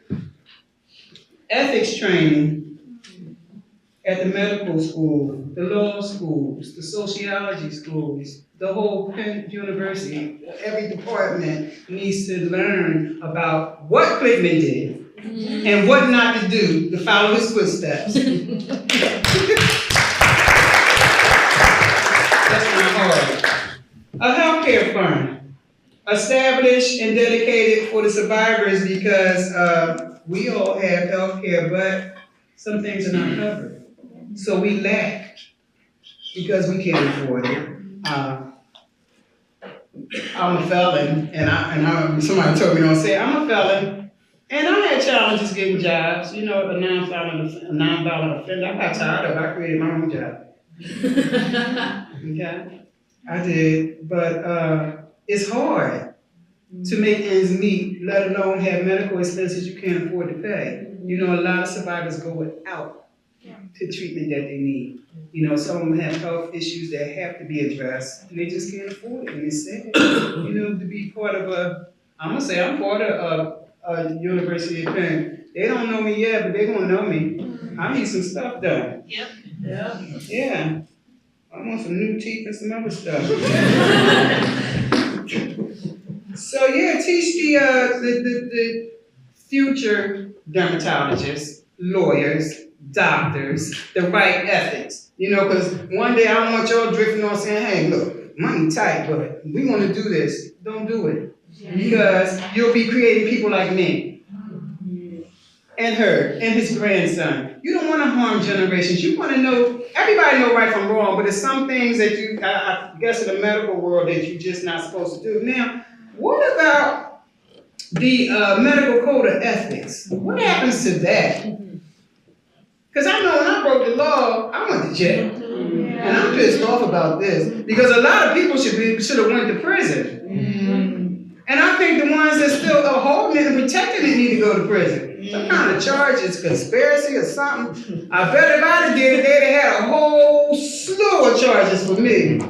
They found something, they'd have made up some stuff. They'd have woke up their ancestors and they'd have told them what to do. Community investment. We at Jones Foundation would like to see University of Penn give back to the community that was affected. Support some of these youth centers, you know, and I'm not talking about them fat cats, and I'm talking about the ones that's always around when the grants are available. I'm talking about the inner city community centers that never get to touch the funding because it's always too late. Because somebody's cousin, friend, whatever, always get the money. Reaching the community. A lot of them not gonna go in the community. Usually I'll go, I'll connect the dots. Let's take care of some of these harmed people. And remember, I went to prison. My children were affected. Okay? My grandchildren was affected. So we got generations out there, children, and not just necessarily experiments. I'm talking about children who suffer from with separation, absent parents, people who are incarcerated. Everybody got somebody that went to jail in a black family and white, you know, because it used to be all about us. Now it's if you fit in, you get in. You get in when you fit in. They don't take you. They don't care what color it is. Just like Kligman, he didn't care what you was, a man, woman, or child. On your deathbed, he didn't care. He just wanted your skin. Okay. So I think that these demands are sufficient. Y'all like to add something? I did send it to y'all. I wanted to mention just a little bit that I missed while I was speaking earlier. Just to add to the picture, just so you get the full picture. Like there were times where I would go to my grandfather's house to hang out with my uncle, who was born after I was my uncle. And it was fun. It was electrifying. I'm like, every time I go over there, like, you know, I'm like, oh yeah, I'm going to Paul's house. It's cool. I'm like, I'm about to have a fun time over there. You know, and eventually I was my dad slowly stopped allowing me to go over there. And I just never knew why. And then eventually I find out. And so another thing to mention is here I am as a teenager. I, you know, start getting these, acne prescriptions. Where do I get prescribed? Retin-A. So now I found out about Retin-A. I still got some Retin-A in my, in my rooms, just with the old prescriptions. It's, so I'm just sitting there looking at that like, wow. And it's gross. I paid for this.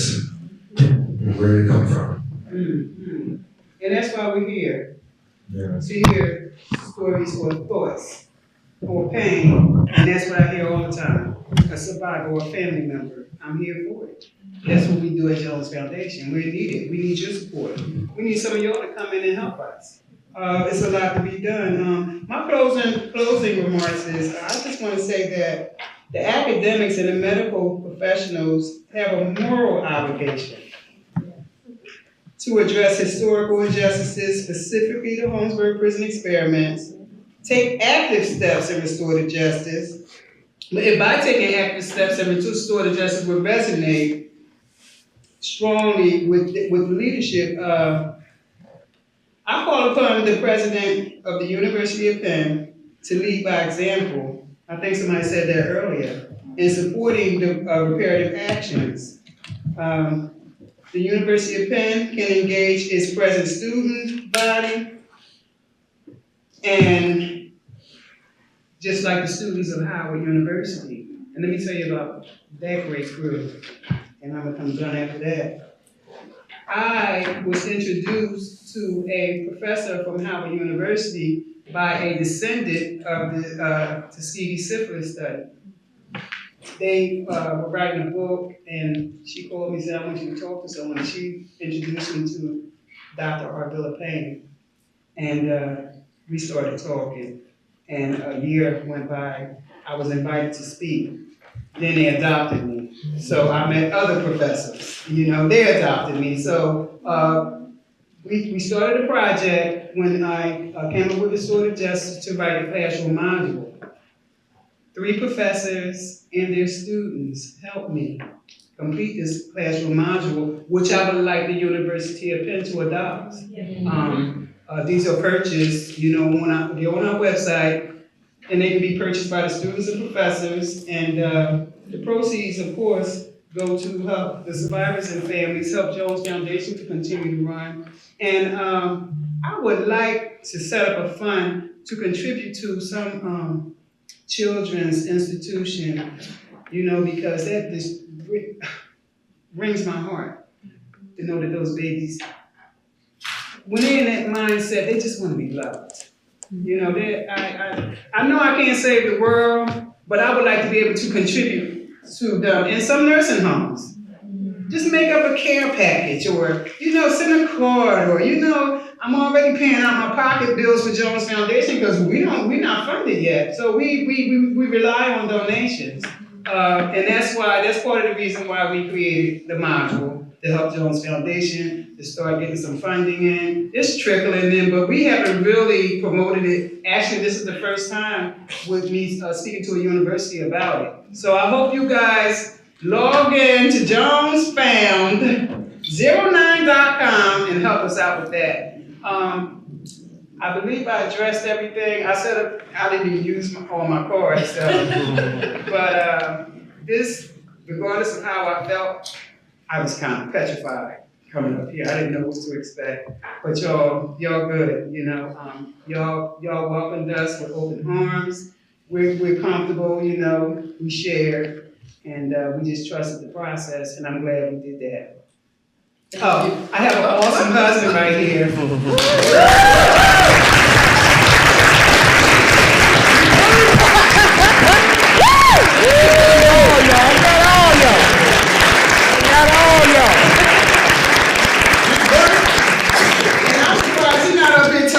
For dealing with me and the Jones Foundation and my moves, and it's a lot. I don't give him, a bunch of crap, but he know what I'm talking about. He see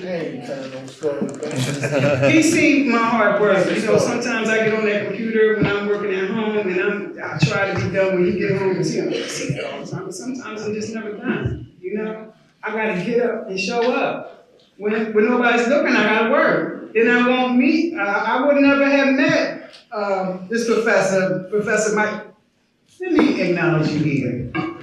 Here's a Professor Michael Ralph from Howard University, and he's another part of my team. And y'all gonna be on my team too. We're gonna get this done. Y'all, we need y'all support. He's awesome. He's exposed me to other organizations. And this is how this works.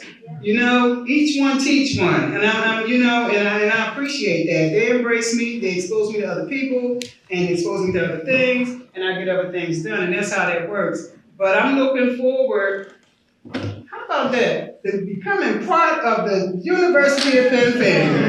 Picture that. Well, guess what? I guess you can say I'm home. How about that?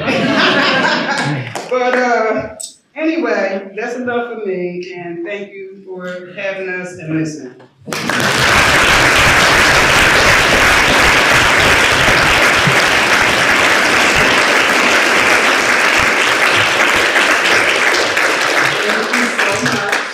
Welcome, Penn. And thank you for all the insights you gave us, and especially for the work you're doing with the Jones Foundation.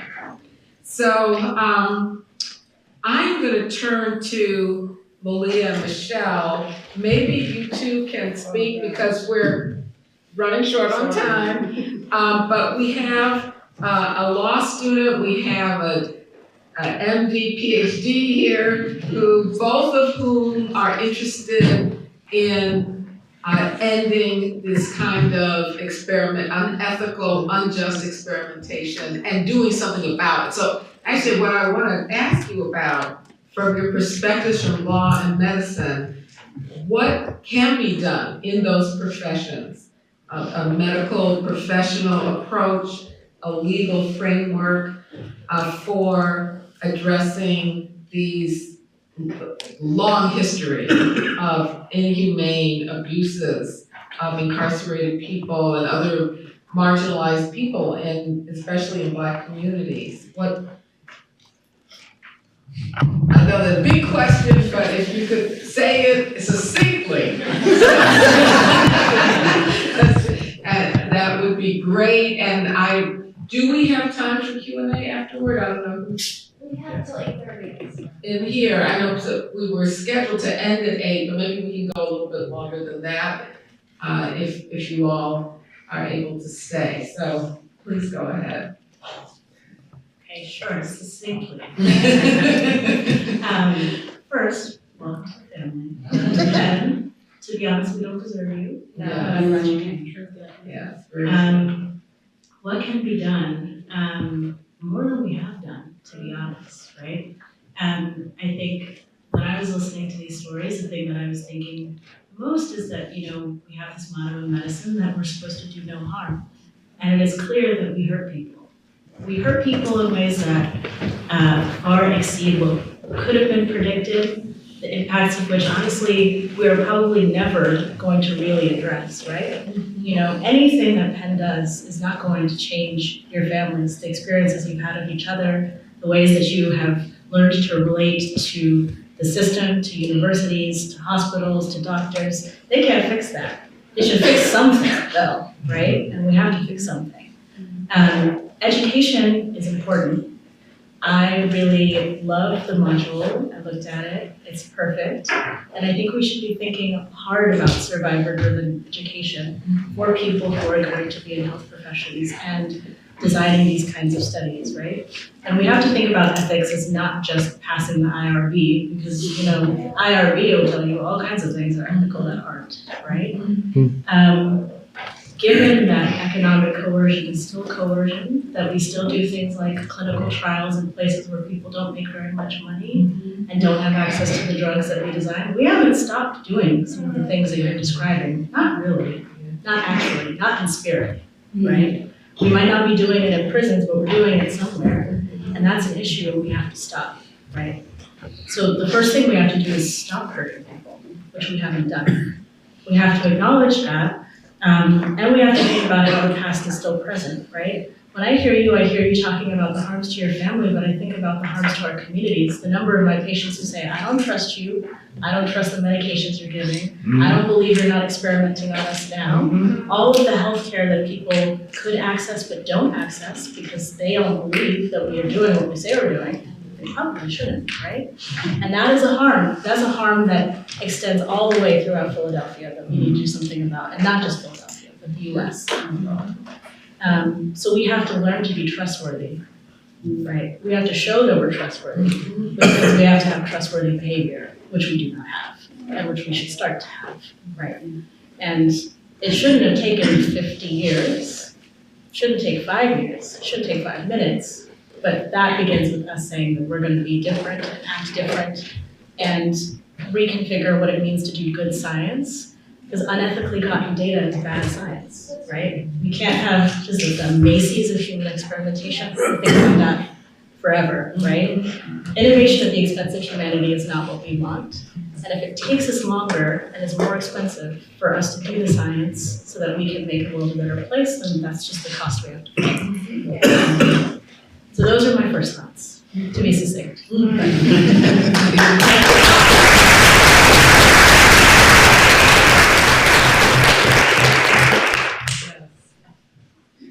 So, taking in everything that you all have said, making this short, when we think about historical injustice and the way that law factors into that, so often we need to remember how lawyers are a huge part of the movement in transforming what reparations and corrective justice looks like, but also how the law is complicit in profiting off of harm and off of being involved through the nonprofit system, and how people seek to grow their careers off of others' pain. I think as law students, so often we come in with very noble ideas and noble causes, but too often we're actually playing into these cycles of harm through building our whole careers off of systems of violence. When we look at the prison industrial complex, so many people are feeding into it through their work. We're not actually trying to end these systems. Instead, we're trying to build careers around them. Too much of the law is reactive and retroactive. We need to stop amending harms once they've been done, but instead be putting in the work to stop the harm from beginning in the first place. When we have a legal system that is built on profiting off of others, and we have lawyers coming in only at the latter end of that harm, we're not actually getting at the root cause. We need to be building legal frameworks that are centered on proactive justice and are centered on protection of vulnerable communities. We shouldn't even be having this conversation because the harm should have never occurred in the first place. We shouldn't be here today. It should have been stopped. There should have been legal practices in place. Our legal apparatuses just are not what they need to be.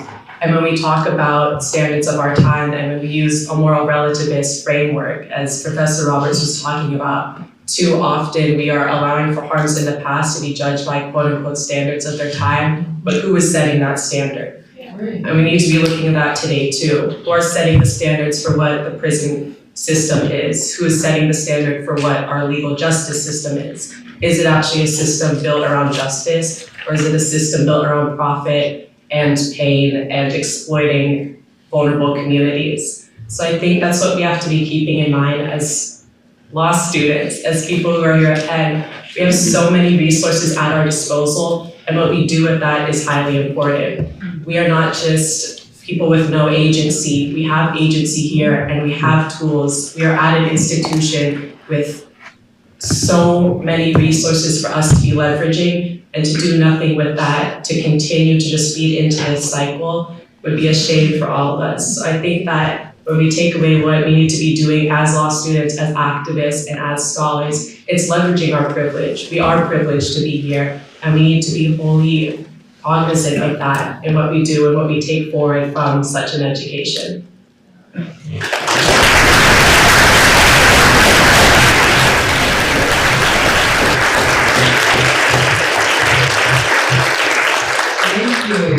Those were brilliant words, said very succinctly. So we are going to turn now to a brief period of Q&A. I know that we were scheduled to end at 8, but maybe we can end 15 minutes later than that to allow for some discussion now. I just feel compelled to say, and Aaliyah, I think you're inspiring me to say this too, when you say we have to look at the institutions we have now and why they create, because of the way they're designed, these kinds of harms. When you think about the ethics of experimentation in prison, as I think about it, I realize that prison itself is unethical. Why is it unethical to give someone a form to sign consent in prison? What would be an ethical way of experimenting on someone in prison? I come to the problem is the prison itself. Now, short of abolishing it, I would say abolish it, but short of that, as we move toward that, we have to deal with the harms that prisons have caused and the people who exploit people in prison have caused. And so I see what Ms. Adrian listed as demands as part of a bigger project of how to create a society that is humane and caring and not punitive and carceral and lethal. And so I'm just so inspired by this event. And I thank you all for being part of it. It's very inspiring that it can happen here at this law school, and I look forward to what it's going to produce. So let's take some time now for Q&A. We've got microphones out here, so just raise your hand and maybe we collect like 3 okay, good idea. just to kind of get everyone. Yeah, good idea. So we'll take 3, maybe each person with a microphone can take 1 question. How about that? Then we get it around. All right, thank you so much for coming and speaking to us tonight. It's been incredibly powerful. My question to you all is, in researching literature in the topic, an article written 2 years ago, post the release of the book, wrote a critique stating that the article fails even to ask the most important question: when a great evil has been done, where do the boundaries lie between individual and collective guilt, referencing acres of skin? However, at the same time, the author, Tom Wilk, was affiliated with the Wellcome Trust, which was a subsidiary of GSK, a major pharmaceutical company selling dermatological products. Given that Penn may have also owned a patent to Restorative at the time, what was your reaction to those criticisms, and how do you feel conflicts of interest play a role in receiving reparations to this day? Second question here. My question has to relate to a list of demands. The hardest one probably is getting reparations. What about Dr. Kligman himself, not just Penn? He probably profited immensely, and I know he's dead, but he has an estate, so shouldn't he be added to the list of demands for reparations?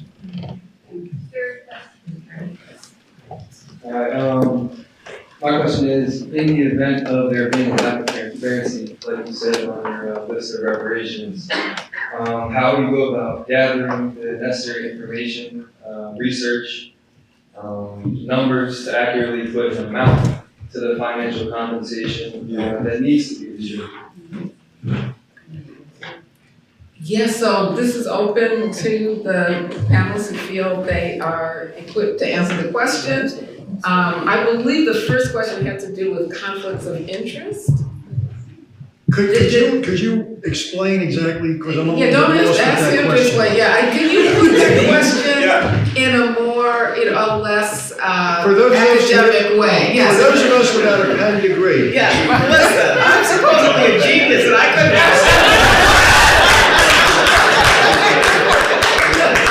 Just say it in a simple way. I heard conflict of interest. Yeah, basically, in 2000, they wrote an article written by the Wellness Foundation, which was critiquing acres of skin, but the people who wrote the article basically were funded by the pharmaceutical companies, which were indirect, connection with, the school, Penn and the School of Medicine, the people who own patents. So my question to you all was, how do you feel that played a role in, stopping the ability for individuals to receive reparations? And how do you feel particularly about people writing, negative things about acres of skin, and having bad reactions to it?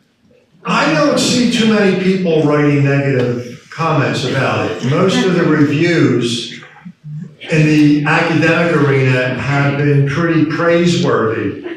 I spent a lot of years tracking down bodies and documents.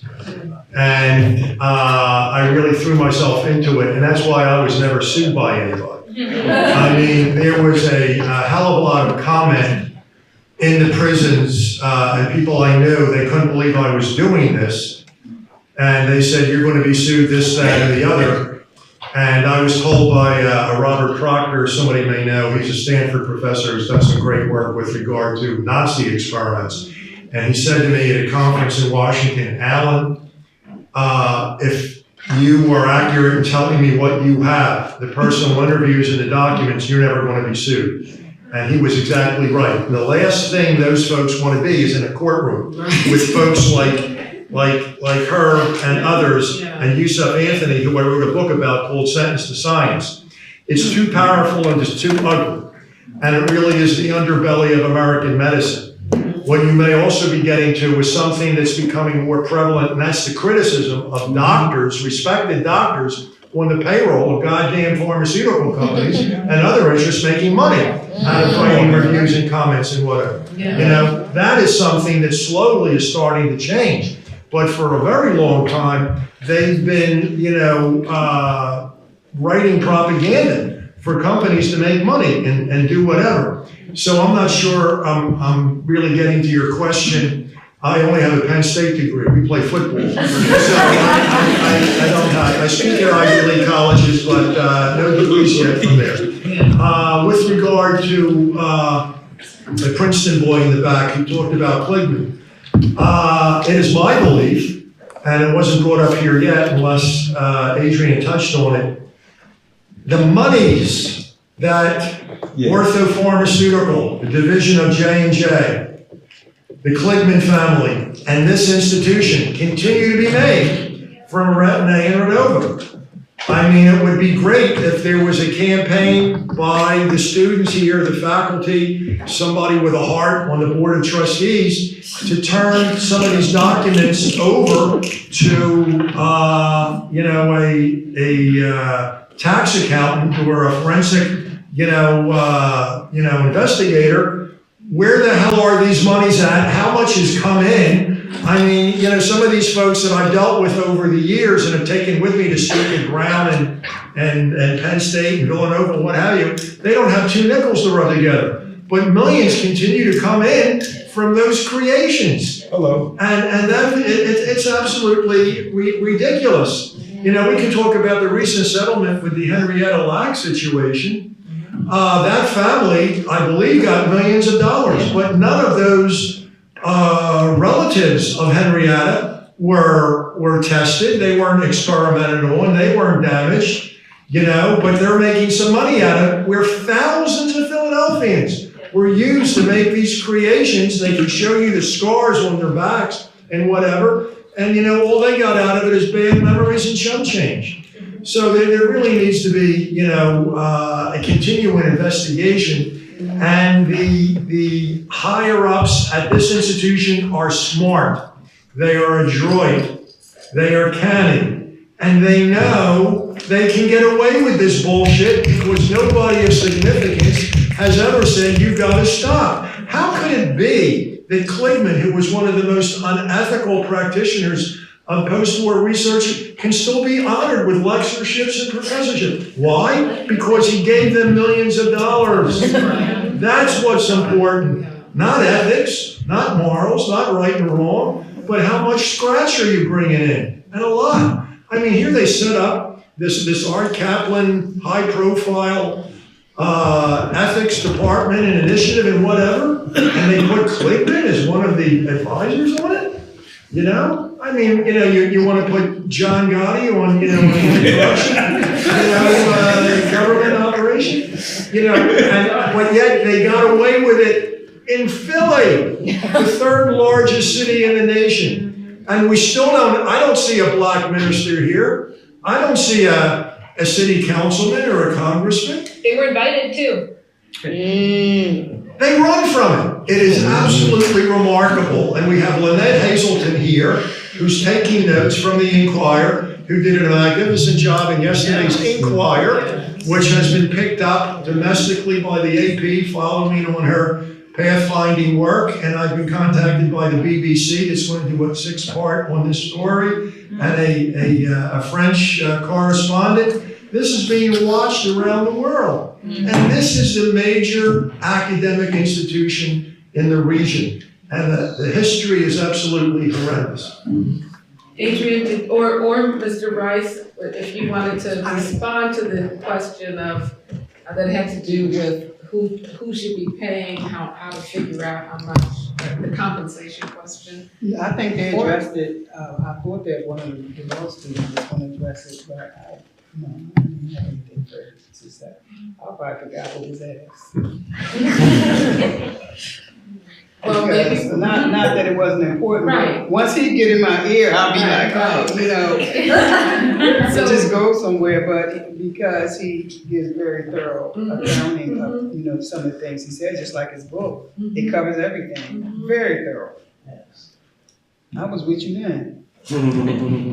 But yeah, you want to know anything about those experiments? Get that book. Okay, so maybe one more question? Oh, okay, well, 2 more questions maybe.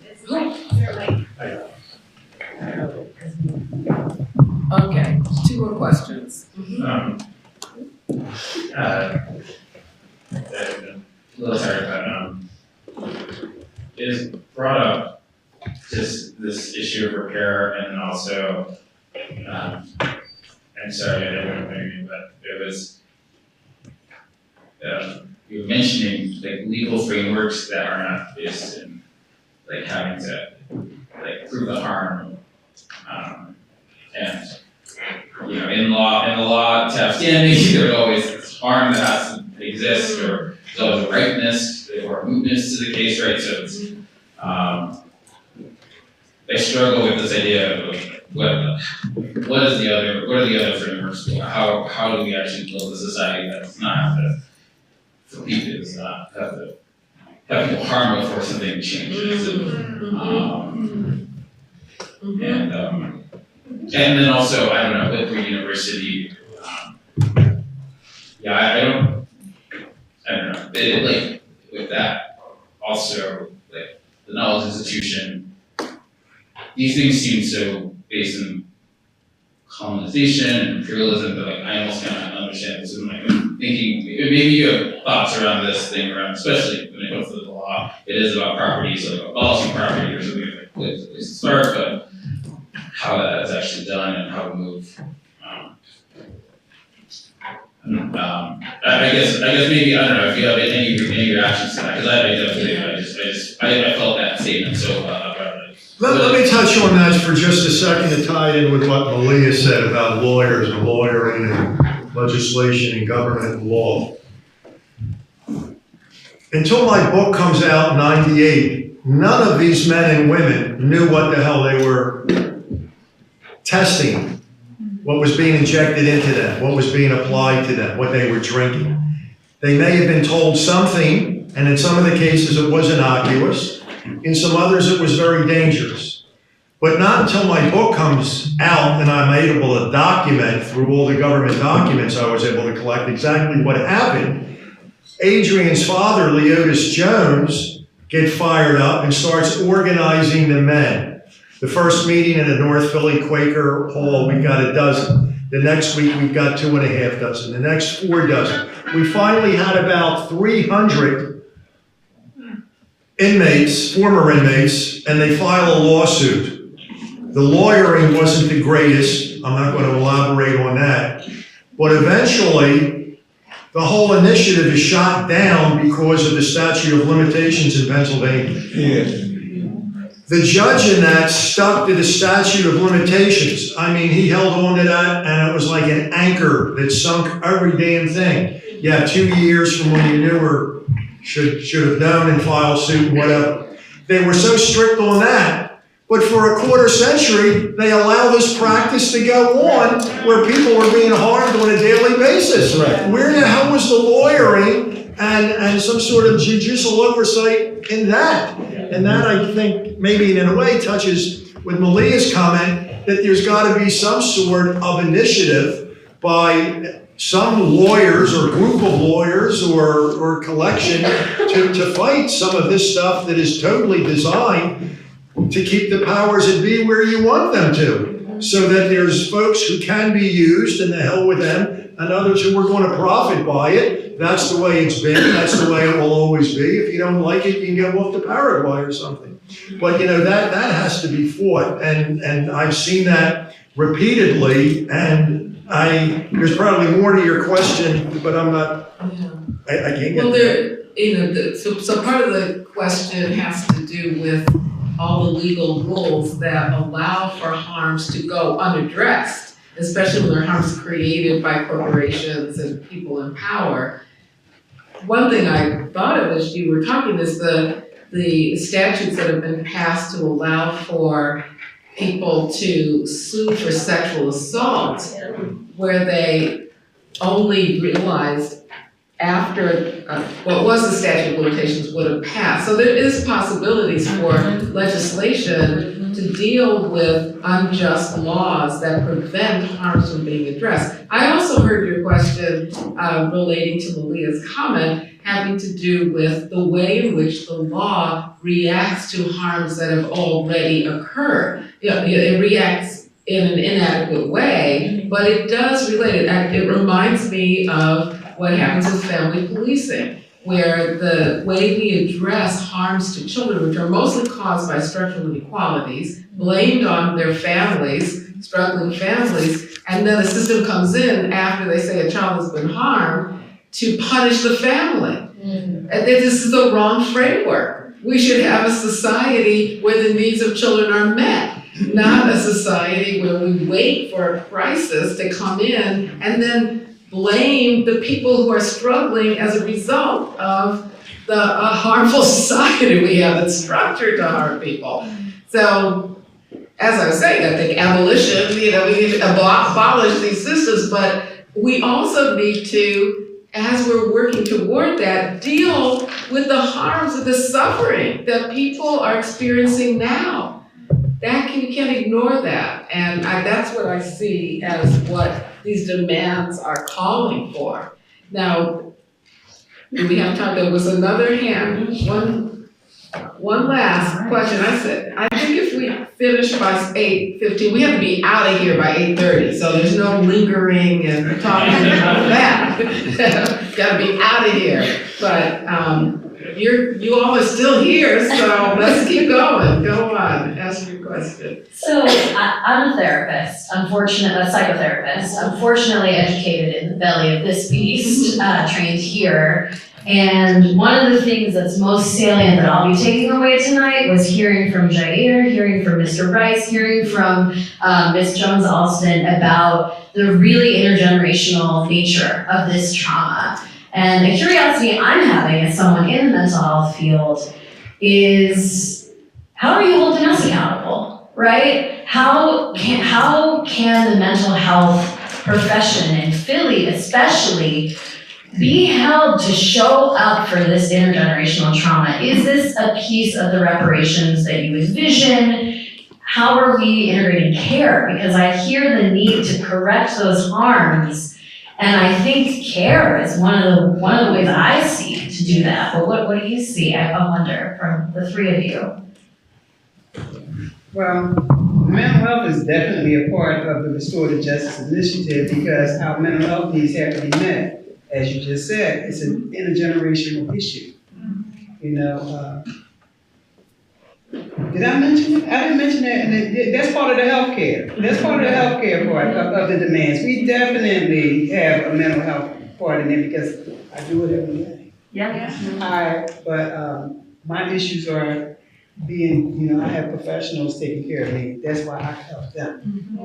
Okay, I've been maintaining my mental health issues for some time now, and it's okay. It works. Mr. Rice, you want to say something about the mental health part? I wanted to, one of my main issues with this is that they're hiding, they're running, they don't want to talk, they're trying to hide it. That's my main issue, is like, so you did something wrong, or you and a group of people done something wrong, and you're not saying, now you're not speaking at all. They don't show up to things like this, or they just won't speak. That's what's bothering me, the main thing, by far. So it's just like, there's just no integrity there. That's the shame. It's been a supposed to be professional. it's been a dark shadow over this institution for decades about this. So the Holmesburg Prison experiments is Philly's lasting shame. Penn's lasting shame. It is. That's why I think it'll be perfect for them to lead by example. Just like we want what the Henrietta Lacks families got, what the Tuskegee syphilis families got. These people said we sorry and they helped them out. We're gonna help y'all out because we profited, so here you go. We're gonna give you scholarships. Reparations is, the money's good, but it's other levels like education, mental health, housing. Yeah. Some of my survivors need affordable housing in their senior years. It's only 2 of them that need it. I called the Philadelphia Housing Authority to get them some help, and they dropped the ball. Never responded, never said nothing. Oh, they said we're gonna do this, and they never returned the call. This was 2 years ago, almost 2 years now. 2 people. I think the longer it takes, the deeper the hole they dig. Well, That's just it. that's why they quiet, Jair, because they're ashamed. But they don't have to be The ashamed. worse it's gonna get. Yeah, but this wasn't even on their watch. That's such a good point. Why hold on to, why make excuses when you can say, instead of excusing the harm that was done, we're gonna deal with it, we're Penn. we can't let Johns Hopkins put us to shame by doing more than, for Henrietta Lacks that you're doing for the survivors of the Holmesburg Prison experiment. So I think this just amazing group of people who came with so many different experiences and perspectives all together to make the point of the call for action, the demands that the Jones Foundation has put together that we want to see Penn pay attention to, deal with, and do what the demands are calling for. And so thank you all for